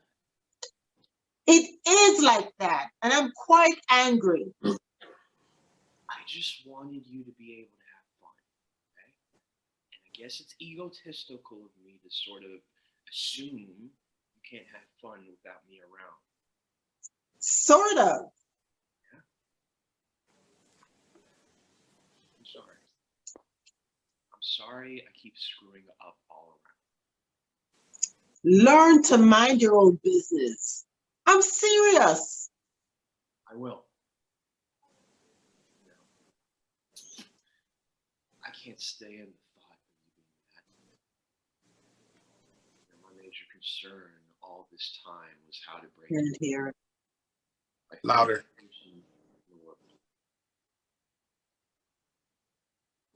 Mary goes up and sits next to him on the sofa. Well, that's nice. I'm supposed to be cross with you, boy. You sure know how to put hot water on cold ice. Well, come on, Grandma. You did do everything, okay? You know, I never forgot the sacrifices. You've always been my best friend, Grandma. The best. That's sweet. Philip laughed. We're ages apart, but so what? It's true. Real sweet. Listen, Philip. There are plenty of Catholic people in St. Louis. Barry said St. Louis has one of the largest collections of Catholics in the country. There must be plenty of convents around here. Monasteries, Grandma. Yeah, there's got to be a few of those places around here, too. Philip clasps both of his hands around hers. Yeah, the archdiocese here is very large, but I've got to do this my own way, okay? I'm really excited about this quiet isolation off at a monastery. I don't know. Ever since I saw that old movie Deliverance, I'm scared of city boys like you being out in the country. Before Mary can say anything else, the phone rings. Howard's voice can be heard from upstairs yelling. I got it. Then a second later and loudly, Mama, there's some deacon on the phone for you. What? Philip annoyed. Uncle Howard, just tell him to hold on a second, okay? What's the deacon doing calling here? Is he going to exercise Philip? Philip, more irritated, and yells at the stairs. Uncle Howard, okay? Will you just tell the man to hold on, please? Mary stands up and begins patting her hair and opens her purse. Lord, where is my brush? Lord, Philip, look what you did. What am I supposed to say to that man? Just start with hello, okay? Mary walks towards the stairs. I must do something about my hair first. Grandma, it's the telephone, okay? Not the door. Hold on. Philip goes to bring her the cordless phone from the kitchen. Oh, yeah, that's right. It's just a phone. Mary takes the phone, smiles, and clears her throat and answers it. Hello? Scene 3. Paul comes home in the house. Paul comes into the house and has a man with him. It's evening. Philip, who's been sitting up on the sofa watching TV, jumps up and leaves until he recognizes the man as his former minister, is Reverend Brad Blackman. Paul, amazingly polite, even smiling. Evening, son. Look who I brought with me. Philip has an all-knowing, sarcastic smile on his face and goes and shakes his hand. Good evening, Pastor Blackman. I've been sort of expecting you. Paul directs the Reverend to the sofa. Now, Philip, let me get you a soft drink.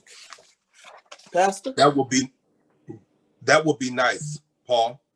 And I knew Philip was expecting me. Oh? Philip's.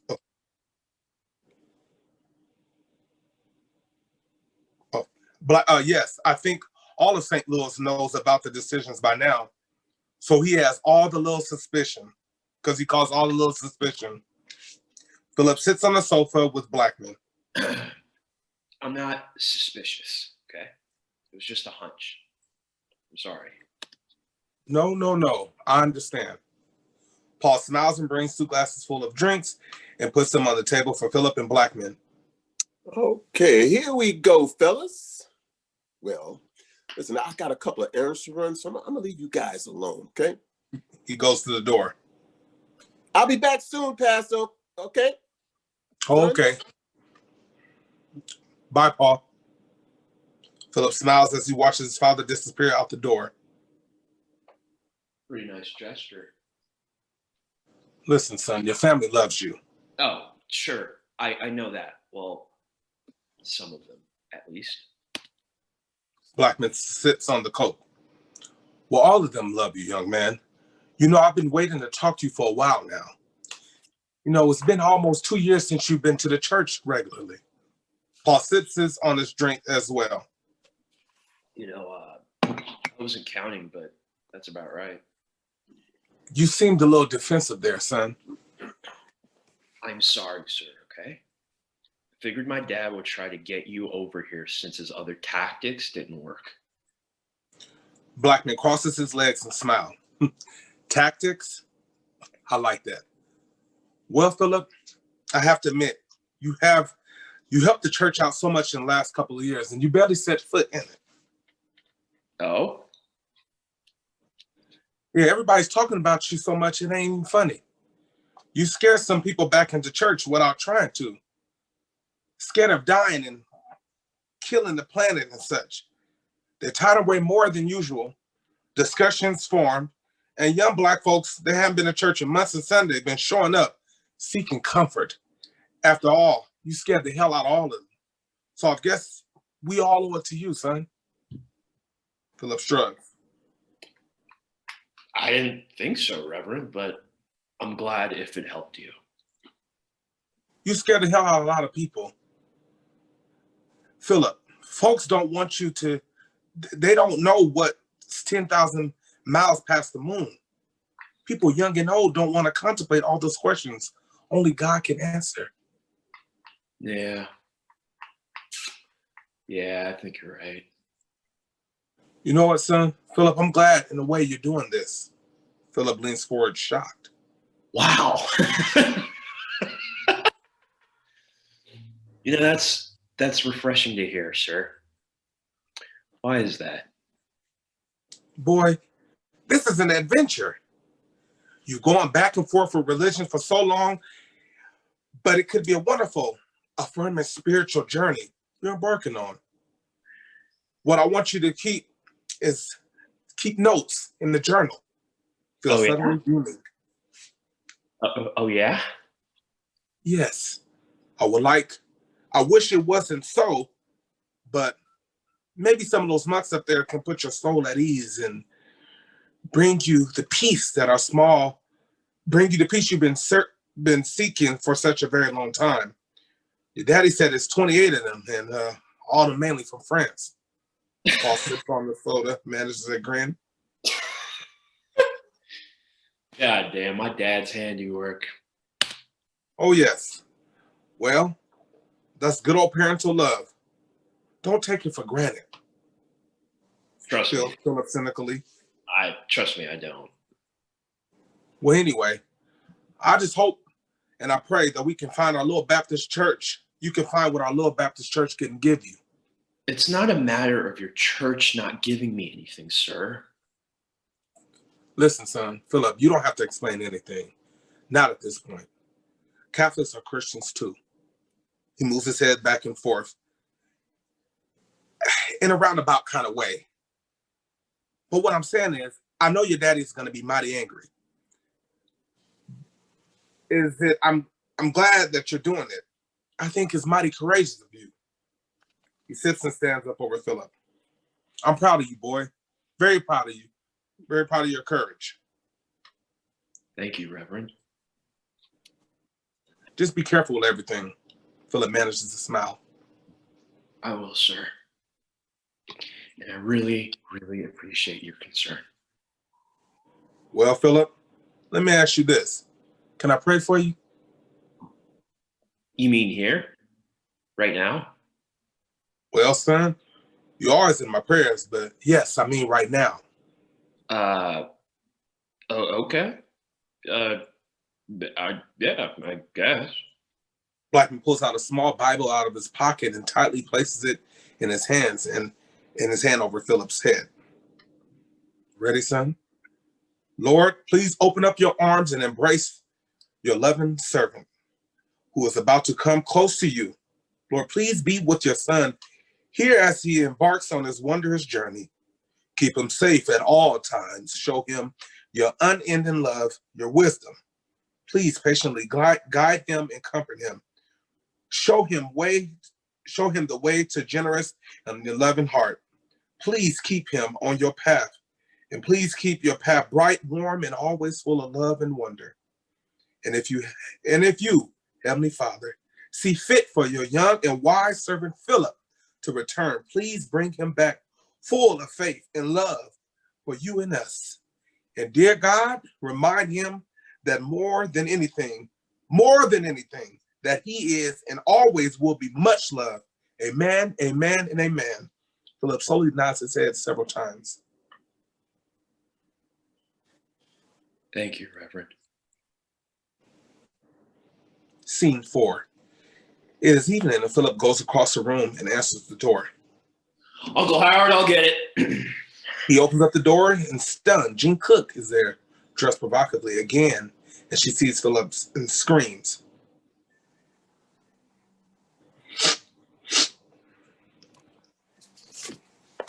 Oh, I thought you were dead. She enters and passes him and hand pressed against her chest. Philip, unmoved, lets her in and moves to the couch. Not yet. I meant to say gone. Don't tell me your daddy's upstairs getting ready. Philip shrugs. Nah, he's not here, but I'm sure he'll be back soon. Lord. Jean sits on a sofa fairly close to Philip and notices that he doesn't squirm. He opens up his legs wide to make sure she noticed the gesture. Ooh, I'm scared of you. You sure are different. Mighty relaxed this time, child. I guess I am. I got rid of a lot of baggage I'd been carrying around for a long time, so I'm kind of relieved. Yeah. You're not so nervous and running away like before. Nah, I'm fine. I'm in good shape. Gene leans over and looks at his face and backs away. I already knew that, boy. So tell me this. What do you think about cute stuff? You know, when you're not thinking about death and the sky falling down all on people. Oh, all sorts of things. Like what? I'm listening. Flowers, ocean waves, squirrels, butterflies, you name it. What about people, women? Sure, women and men. Gene scoots away a bit. Oh, Lord. No, I didn't mean in a sexual way, but I think about people. You don't think about sex with women. Of course, we're all sexual creatures, but sometimes we have to aspire to more than carnal cravings. Whatever all that is. You use all those big words because you're shy. I use words because I think they're appropriate, okay? Would you prefer I use the word fuck? Of course I would. Well, I'm not too comfortable with that kind of language. I can tell. You know, you really interest me, boy. You had me doing all kind of thinking after the last time I saw you, that time before. I hope it was good. Kinda. Kinda? Huh? Well, that's nice. Listen now. I know it ain't gonna happen, but since you all relaxed and stuff, let me ask you just for an instance, if you found a smart, beautiful, smart girl right here in St. Louis, what would you do? How would you approach her? Paul leans back. Philip leans back. Well, since there's no chance of it happening, let me see. I think I would smile as politely as I could, and I'd keep looking directly into her eyes. They like it so much better when you gaze stays respectfully on their eyes and not wander all over their body.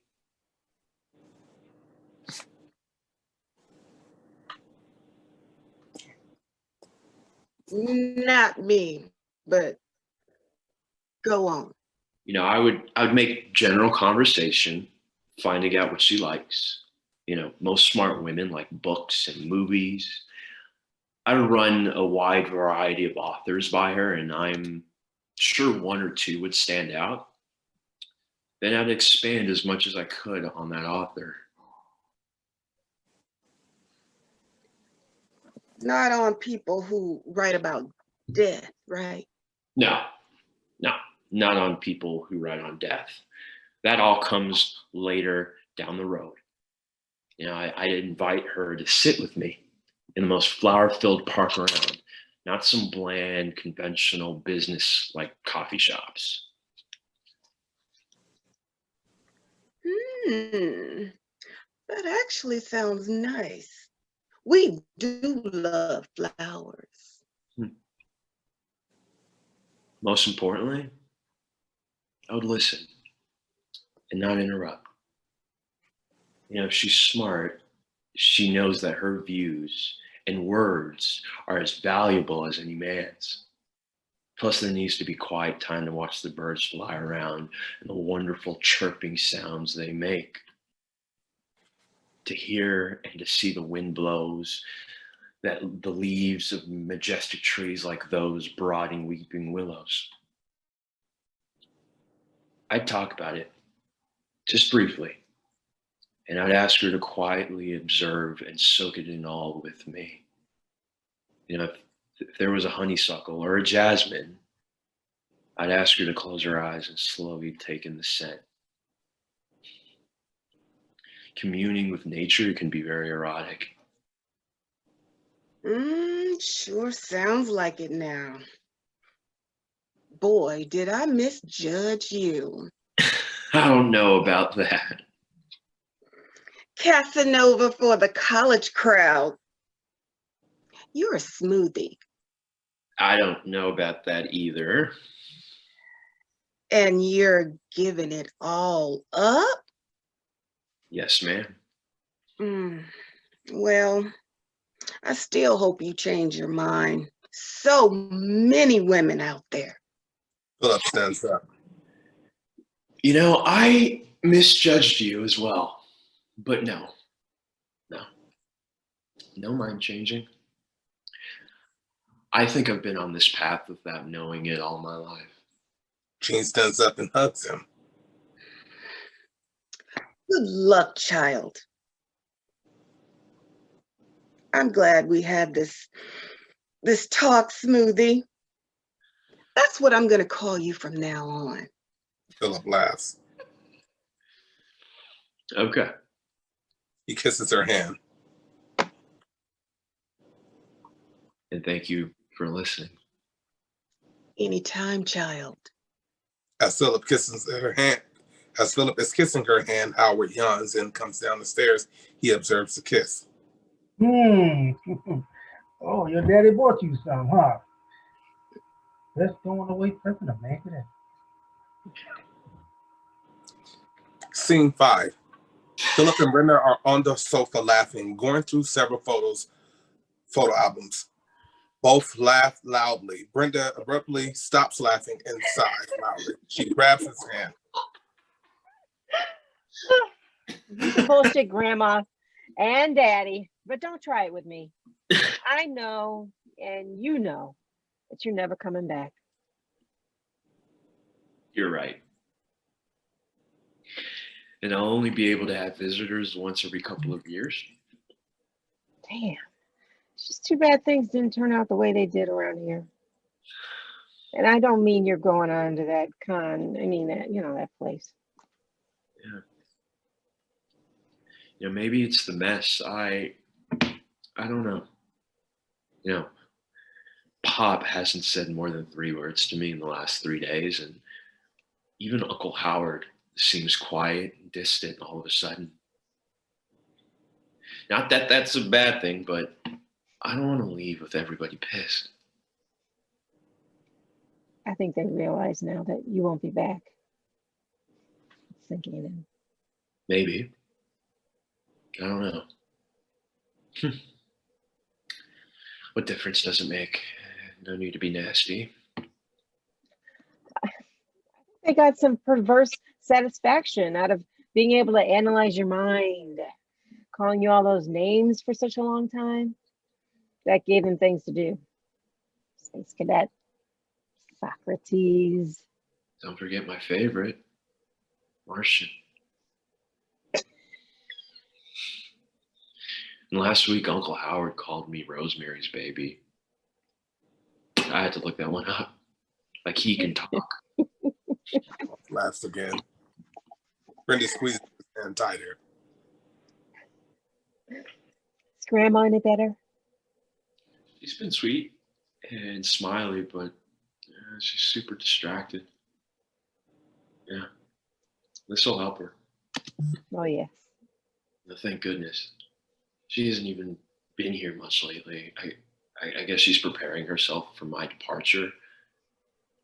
Brenda, I just want to get everybody together for laughs and jokes, even if it's at my own expense. I just want to leave on a positive note.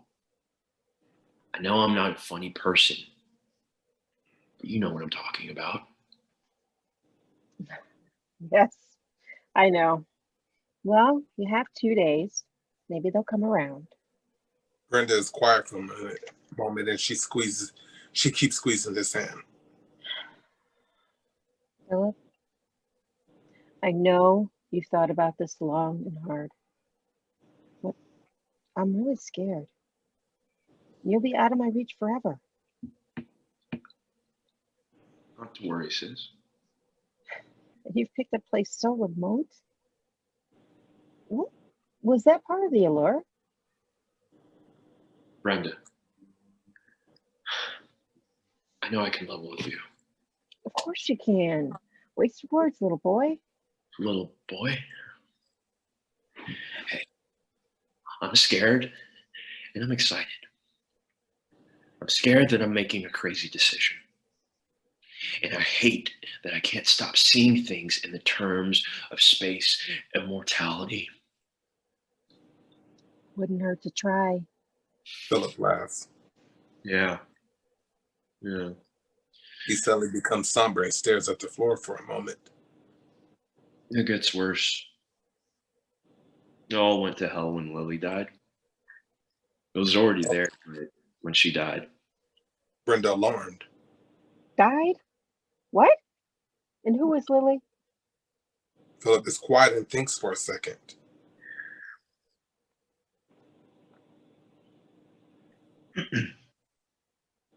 She came and went so quickly. I'm tempted to call her an appariation.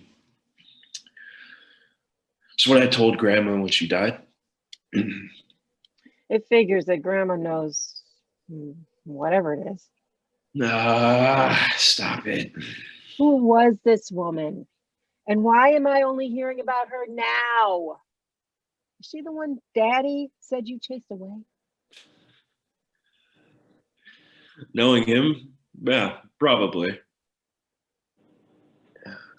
She was a wonderful, beautiful Trinidadian lady. Brenda almost in shock. And? She was truly amazing. What? I've never even heard of such a character. How the hell did you keep this quiet? Well, not quiet since your other half knows. Be nice, okay?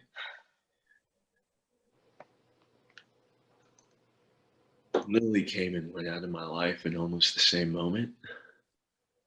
She lived in an apartment down the street from me in Cambridge.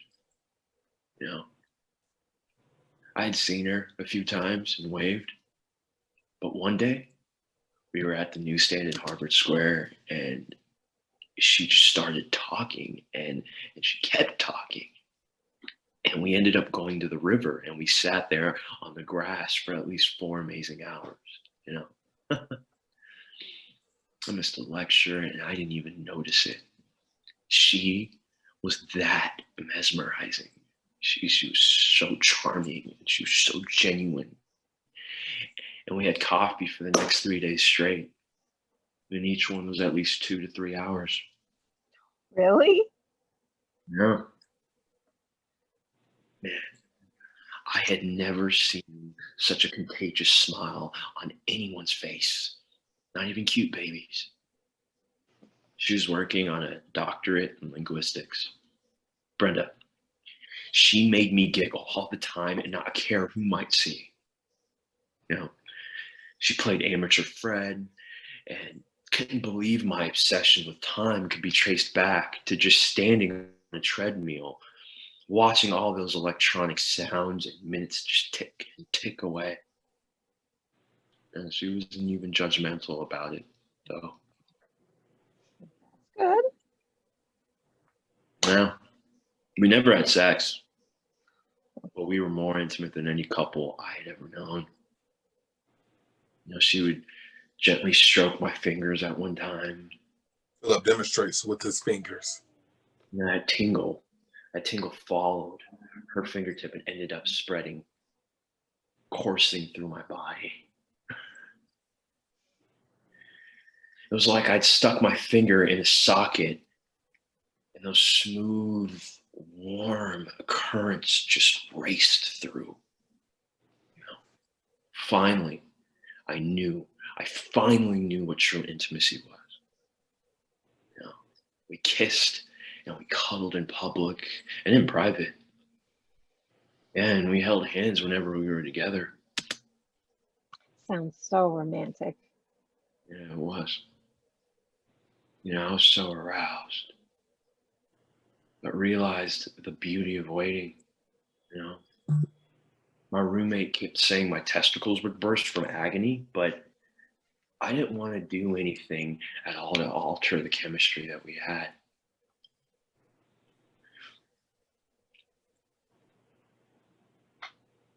Then, just 10 days after it began, it ended. Brenda leans forward. What? What happened?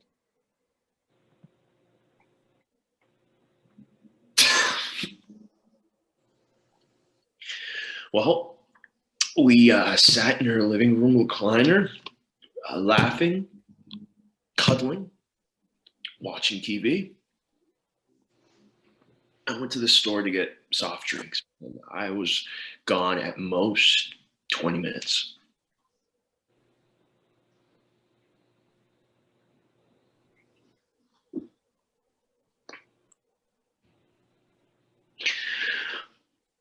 When I got back, there was a crowd in the hallway, and there she was on the floor dead. Philip is quiet for a moment, looking down at the floor. Both are sniffling.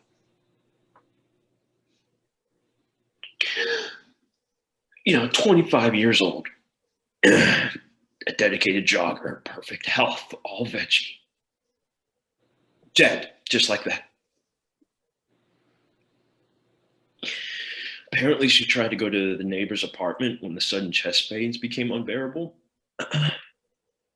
She never mentioned heart trouble, and doctors, you know, could only speculate that it might have been undiagnosed or hereditary. You know, I never got to find out the details for a while because her former boyfriend flew in with her parents, and, you know, they wouldn't let me see her since none of them had ever heard of me. You know, I showed them pictures of us together, but they still pushed me away. Terrible. Good God.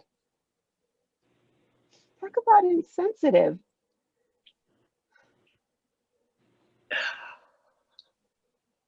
You know, I made the mistake of looking down the road, you know, seeing her in a wedding dress and me in a tuxedo, you know.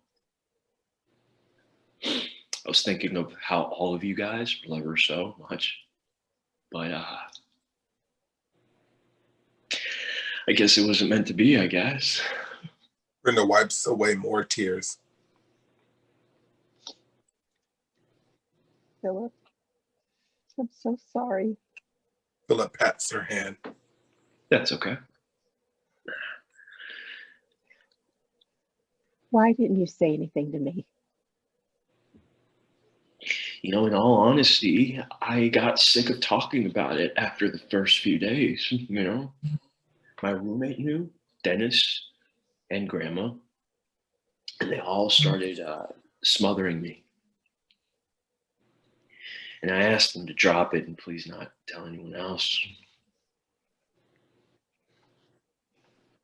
Something so impactful on your life happened, what, 4 years ago?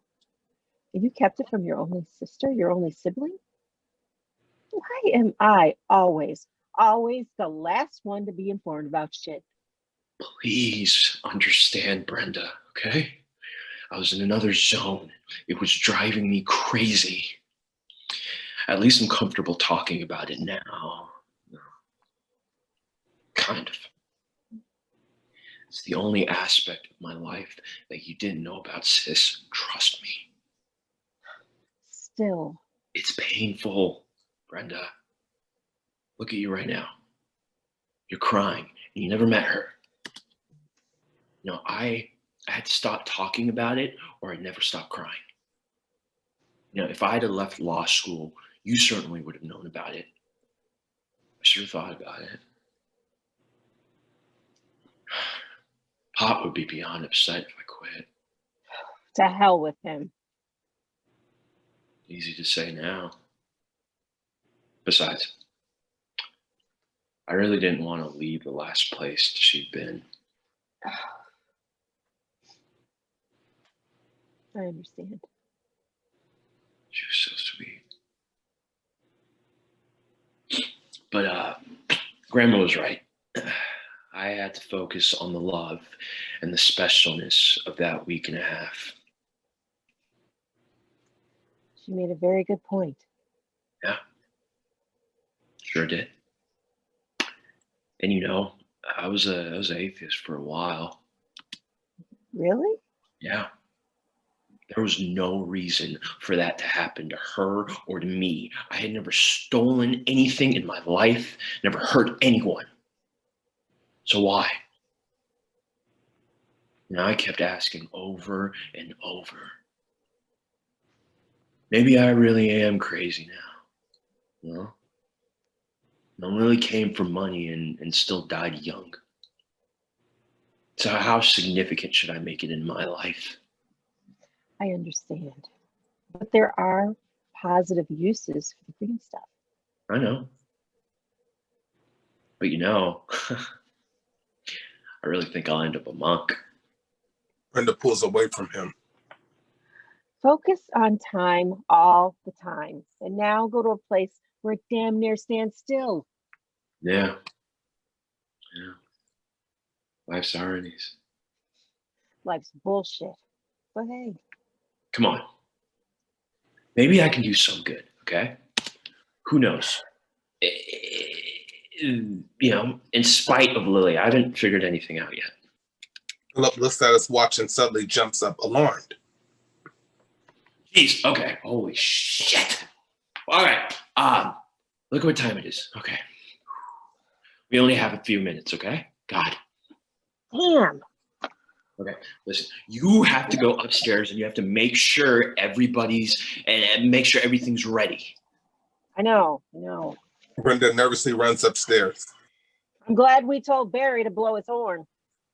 As soon as she disappears, a car horn honks outside. Mary can be heard fussing outside. Philip quickly and nervously goes and opens the door. Hey, Grandma! Mary's still fussing as she enters. Wasn't nobody out there. I don't know why that boy was riding that horn. Mary catches her breath and walks towards the kitchen. And hello, Mr. Philip, or should I say Mr. Former Baptist? No. Your brother-in-law was out there trying to wake up the dead. Yes, I heard him. Hey, Brenda's up in your bathroom, okay?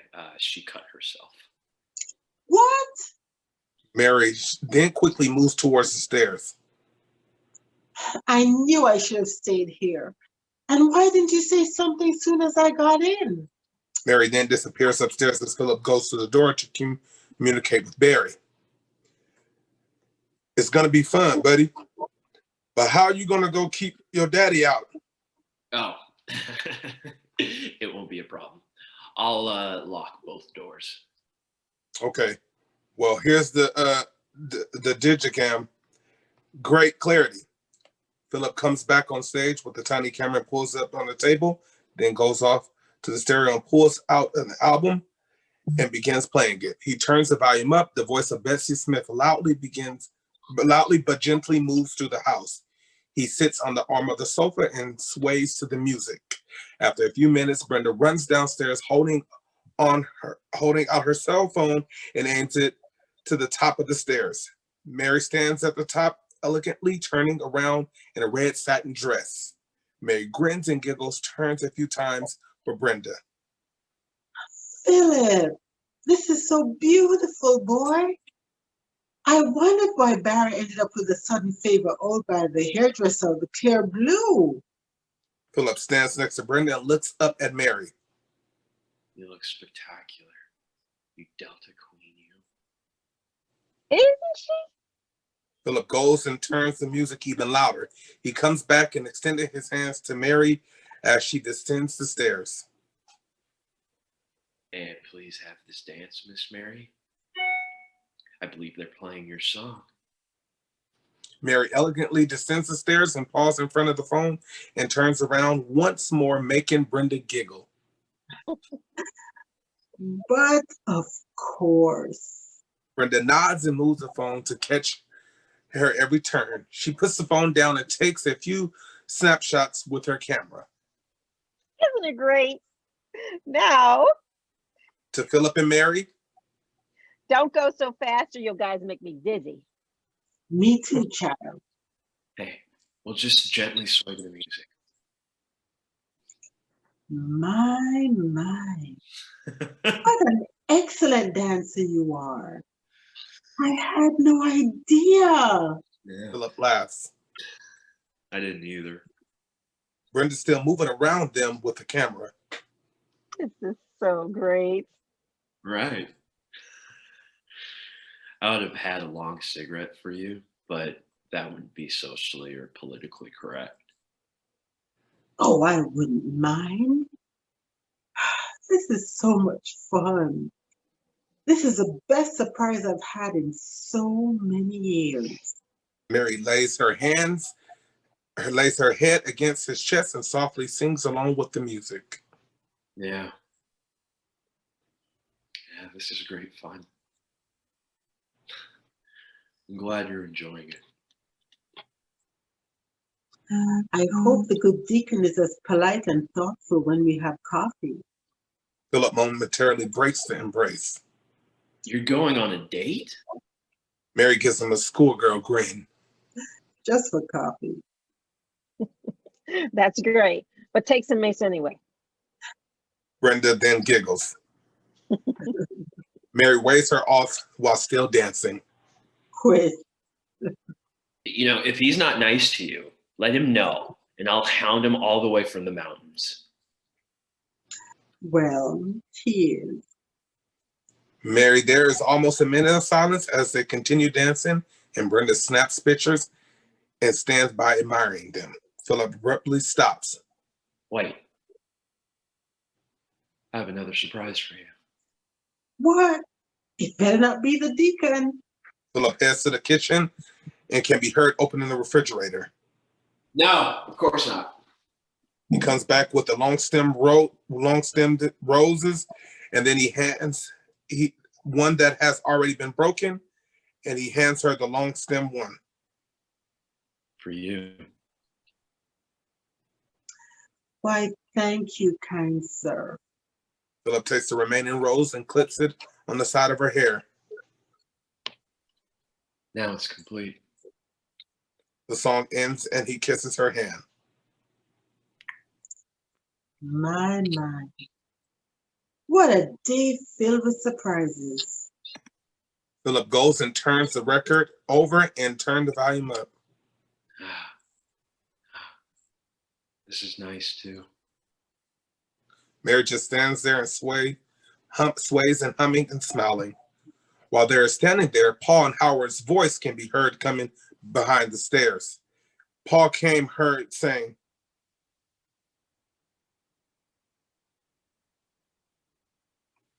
Paul came to be heard saying, Paul? Paul?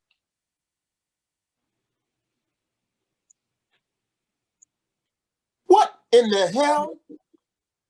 What in the name of fuck is going on here? The second,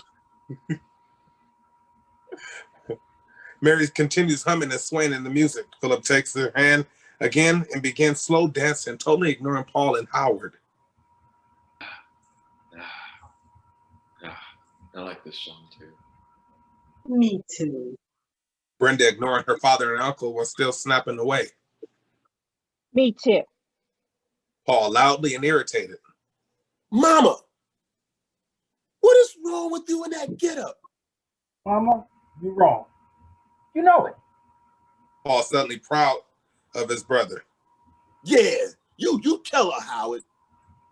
You know, red was never your color. Never was. Paul, exasperated. Oh, shit, Howard. This is whole red. This is a whole dress, Mama. It's not a horse dress. horse dress. Mary stops dancing and glowers at Paul. You know how to ruin a perfect evening. Paul yells out Philip. Boy, what have you done to my mama? I guess you wouldn't be satisfied until you turn her into an old vamp. What? An old tramp? Brenda turns the camera off and puts it on the table.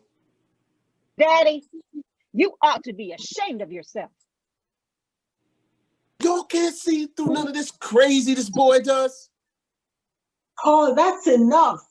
Enough. Howard walks around his mother, closely examining the materials as she keeps dancing. He gently tugs on the dress. Mary loudly slaps his hand, but doesn't look at him. Stop that. Well, it's good material. How much did y'all pay for it? Paul sits on a love seat in resignation. Howard, just shut up. Just shut up. The child's not doing anything. He, Barry, and Brenda have given me one of the most memorable evenings of my life. Thanks, Grandma. It was my pleasure. And mine. Daddy, just stop. Paul grunts loudly and rubs his temples, then loudly. Oh, I can't wait for all this bullshit to end. I just can't. God. Philip moves towards the door. Well, you only have 2 more days. I hope you survive. Paul mockingly repeats him. I hope you survive. Brenda stands up in front of him and throws her hands up. Daddy, what Philip did was just one of the sweetest gestures I've ever seen. Paul folds his arms up, almost mumbling. Everybody in this damn family is losing their minds. Mary's getting angrier. Now I've had it with this language of yours. Just quit it.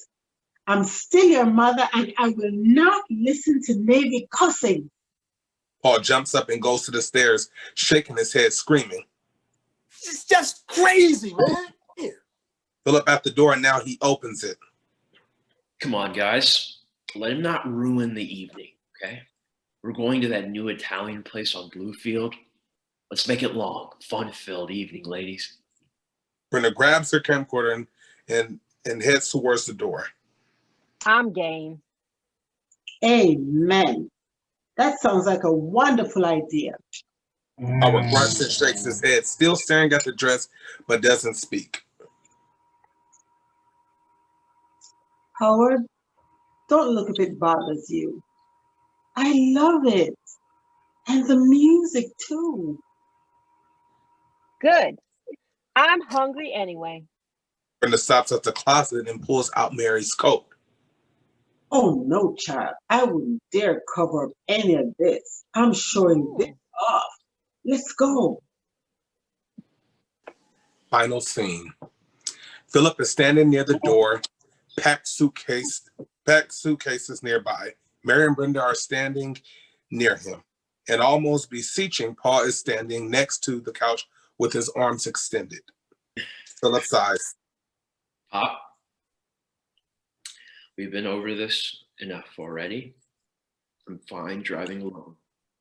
I've done it before, and it'll give me a chance to do some thinking. Thinking is what got you into this mess. Mary raises her hands to Paul. Oh, don't stop. I'm not. Paul then moves towards the trio. Look, son, I said I'd drive with you. I don't want your grandmother and your sister all to worry, okay? I wouldn't get no peace around here. Brenda sniffling into a tissue. Daddy, stop. I appreciate it. But man, I can't see traveling with all those wisecracks. Besides, you'd be driving back by yourself, and that would worry them too. But don't worry about me, boy. In case you forgot, I used to be a truck driver. You know I never asked much of you. Mary goes and leans on his shoulder. But I really am begging you to let him go with you. Please, Philip? Please? We would all feel so much better. Philip pauses and doesn't answer. Please do it for both of us. For all of us, Philip. It'll be the last thing we'll be able to ask you for a long time. Please? I know he gets on your nerves. Brenda, you trying to help or what? Sorry. If I have to get on my knees and beg you right now in front of them, I will. Please, Philip. Philip looks down at the floor. You won't have to do that. I'll do it. Fine. Paul immediately picks up one of the suitcases and proceeds out the door. Well, we need to be on our way. Don't want to get stuck in Chicago at rush hour, you know? He then opens up the door, but stops to give Brenda and Mary each a peck on the cheek, and he nervously pats Philip on the back. Philip gently pats him back a couple of times. We should be leaving soon, son. There's an awkward silence. A tearful Brenda breaks it. She grabs Philip and hugs him for a long time. Mary goes to the sofa and is sitting looking down at the floor.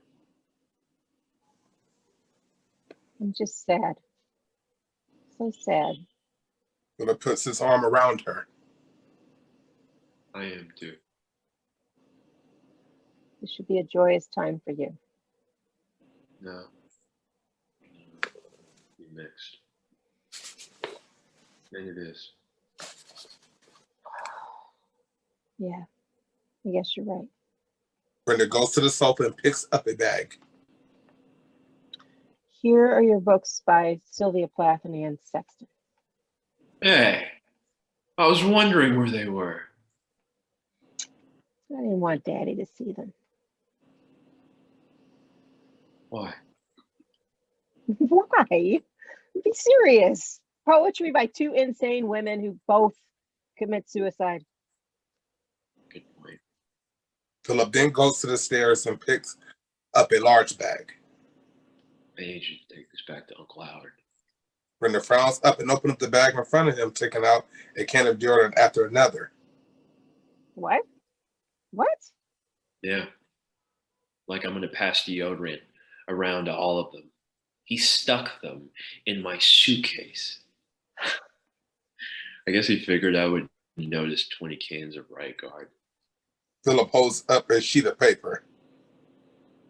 And a note that said, feel free to share. Brenda manages a giggle. That's Uncle Howard. When Daddy gets on your nerves, you'll have. She stops and begins crying aloud, prompting Mary to wipe her eyes while she's still looking at the floor. Brenda moves over and gives Philip a deep hug while wailing. Bye, little boy. She runs out the door, slamming it. She can be heard outside talking. Hello. Paul can be heard slamming the car door and yells out. Howard, don't be in there too long, man. We got to get on the road now, pronto.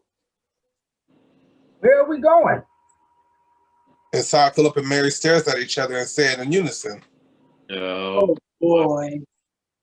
Howard enters the door with a bag in his hand. He puts it on the sofa. Lord, what now? Hopefully no deodorant. Howard begins taking things out of the bag. No, you got plenty now. Plenty.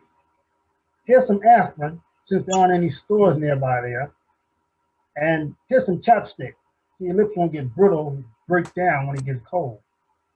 And here's a whistle in case somebody gets in your room. And some Kleenex. Philip smiles and pats him on the back a few times. I understand, Uncle Howard. That is sweet of you, Howard. Well, I just had to make sure.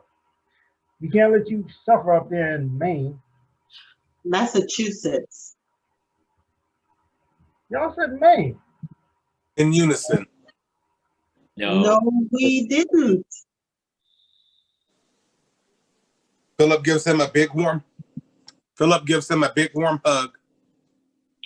Anyway, thanks, Uncle Howard. Thanks for everything.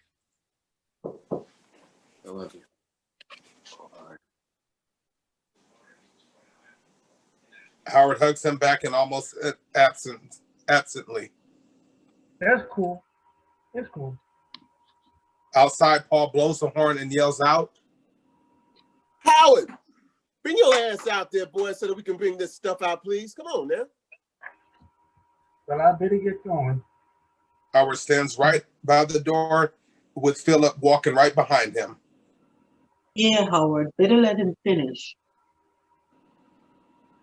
Be good. I will. I know you won't take any money. No, I won't. Didn't think so. But here, Howard takes out an envelope. I brought you some stamps and some phone cards. So call your family and let us know what's going on, good or bad. I will. Bye.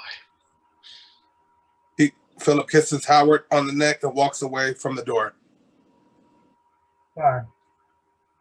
Howard closes the door. Mary wipes her eyes and finally looks up. You know, it warms my heart seeing all that love that has been hibernating these last 2 years finally show itself all over again. We're showing emotions now. It's always been there. You know, I think every family needs some kind of adversity every now and then. You know, just to remind them of how much love they have. You cause it all to scatter and you're the one bringing it all back. They're probably right.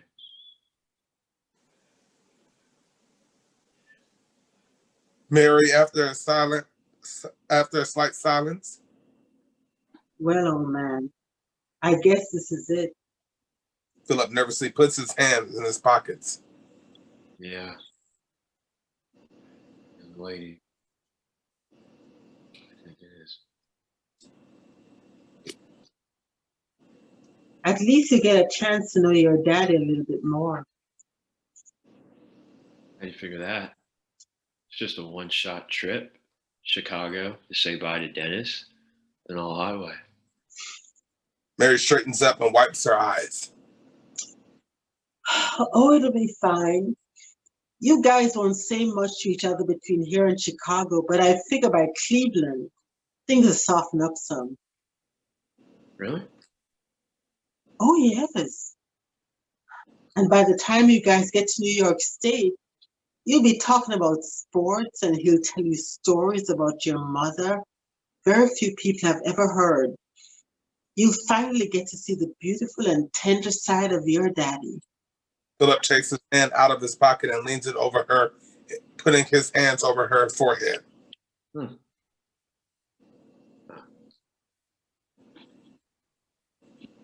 No fever. Boy, stop. I'm fine. I'm telling you, he will open up like he's never done. He'll finally trust you with all of his emotions. He'll do way more than pat your shoulder. Trust me, he's going to cry like a baby by the time you get to the monastery. And he won't care that you see, because right then he'll realize how much he loves you and how much he'll miss you. You'll comfort him because you won't want him to feel guilty. It's going to be so moving. Philip nods and grunts. Okay. That's hard to see, but I hope we will. They all are silent for a moment. Mary gets up and hugs him tenderly. I love you, Philip. I'm going to miss you as much as I have your granddaddy. We know you won't be back, but at least I know you're right. Of course I will. Promise you'll write those beautiful letters like you used to? Philip wipes away a tear. I promise. I will. Mary wipes away the other tear. Oh, no. This is not going to be mournful. I feel better than I thought I would. Good. You, little chap, gave me a whole lot more than you could imagine. I've been down to the soup kitchen and checked it out twice. I should have been going there with you all along instead of just dropping you off. And Deacon Hill's gonna work there with me. Really? Yes.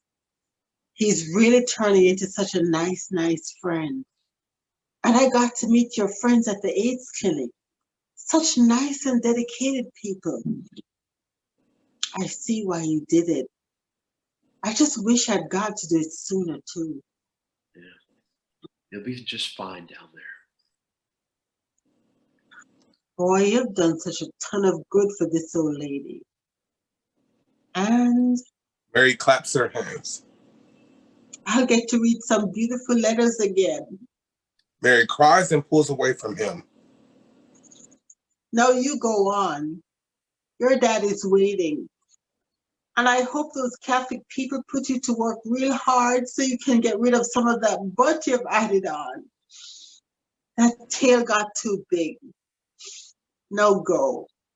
Go, my friend.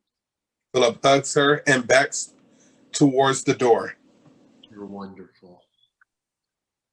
He then walks out the door, closing it quietly. Mary sighs and slowly picks up the dust cloth. She walks around and turns the stereo on and begins playing Bessie Smith's song. Philip re-enters quietly and stands in the doorway. Her back is to him. He checks her backside out, smiling. Philip grunts and grins. Boy, Grandma. From this angle, it looks like I got plenty of company. I sure came by that tail honestly, didn't I? When she turns around abruptly, he laughs and backs out the door, slamming it. Mary laughs and waves the dust cloth in his direction as he closes it. Ooh, that boy. That boy. The end.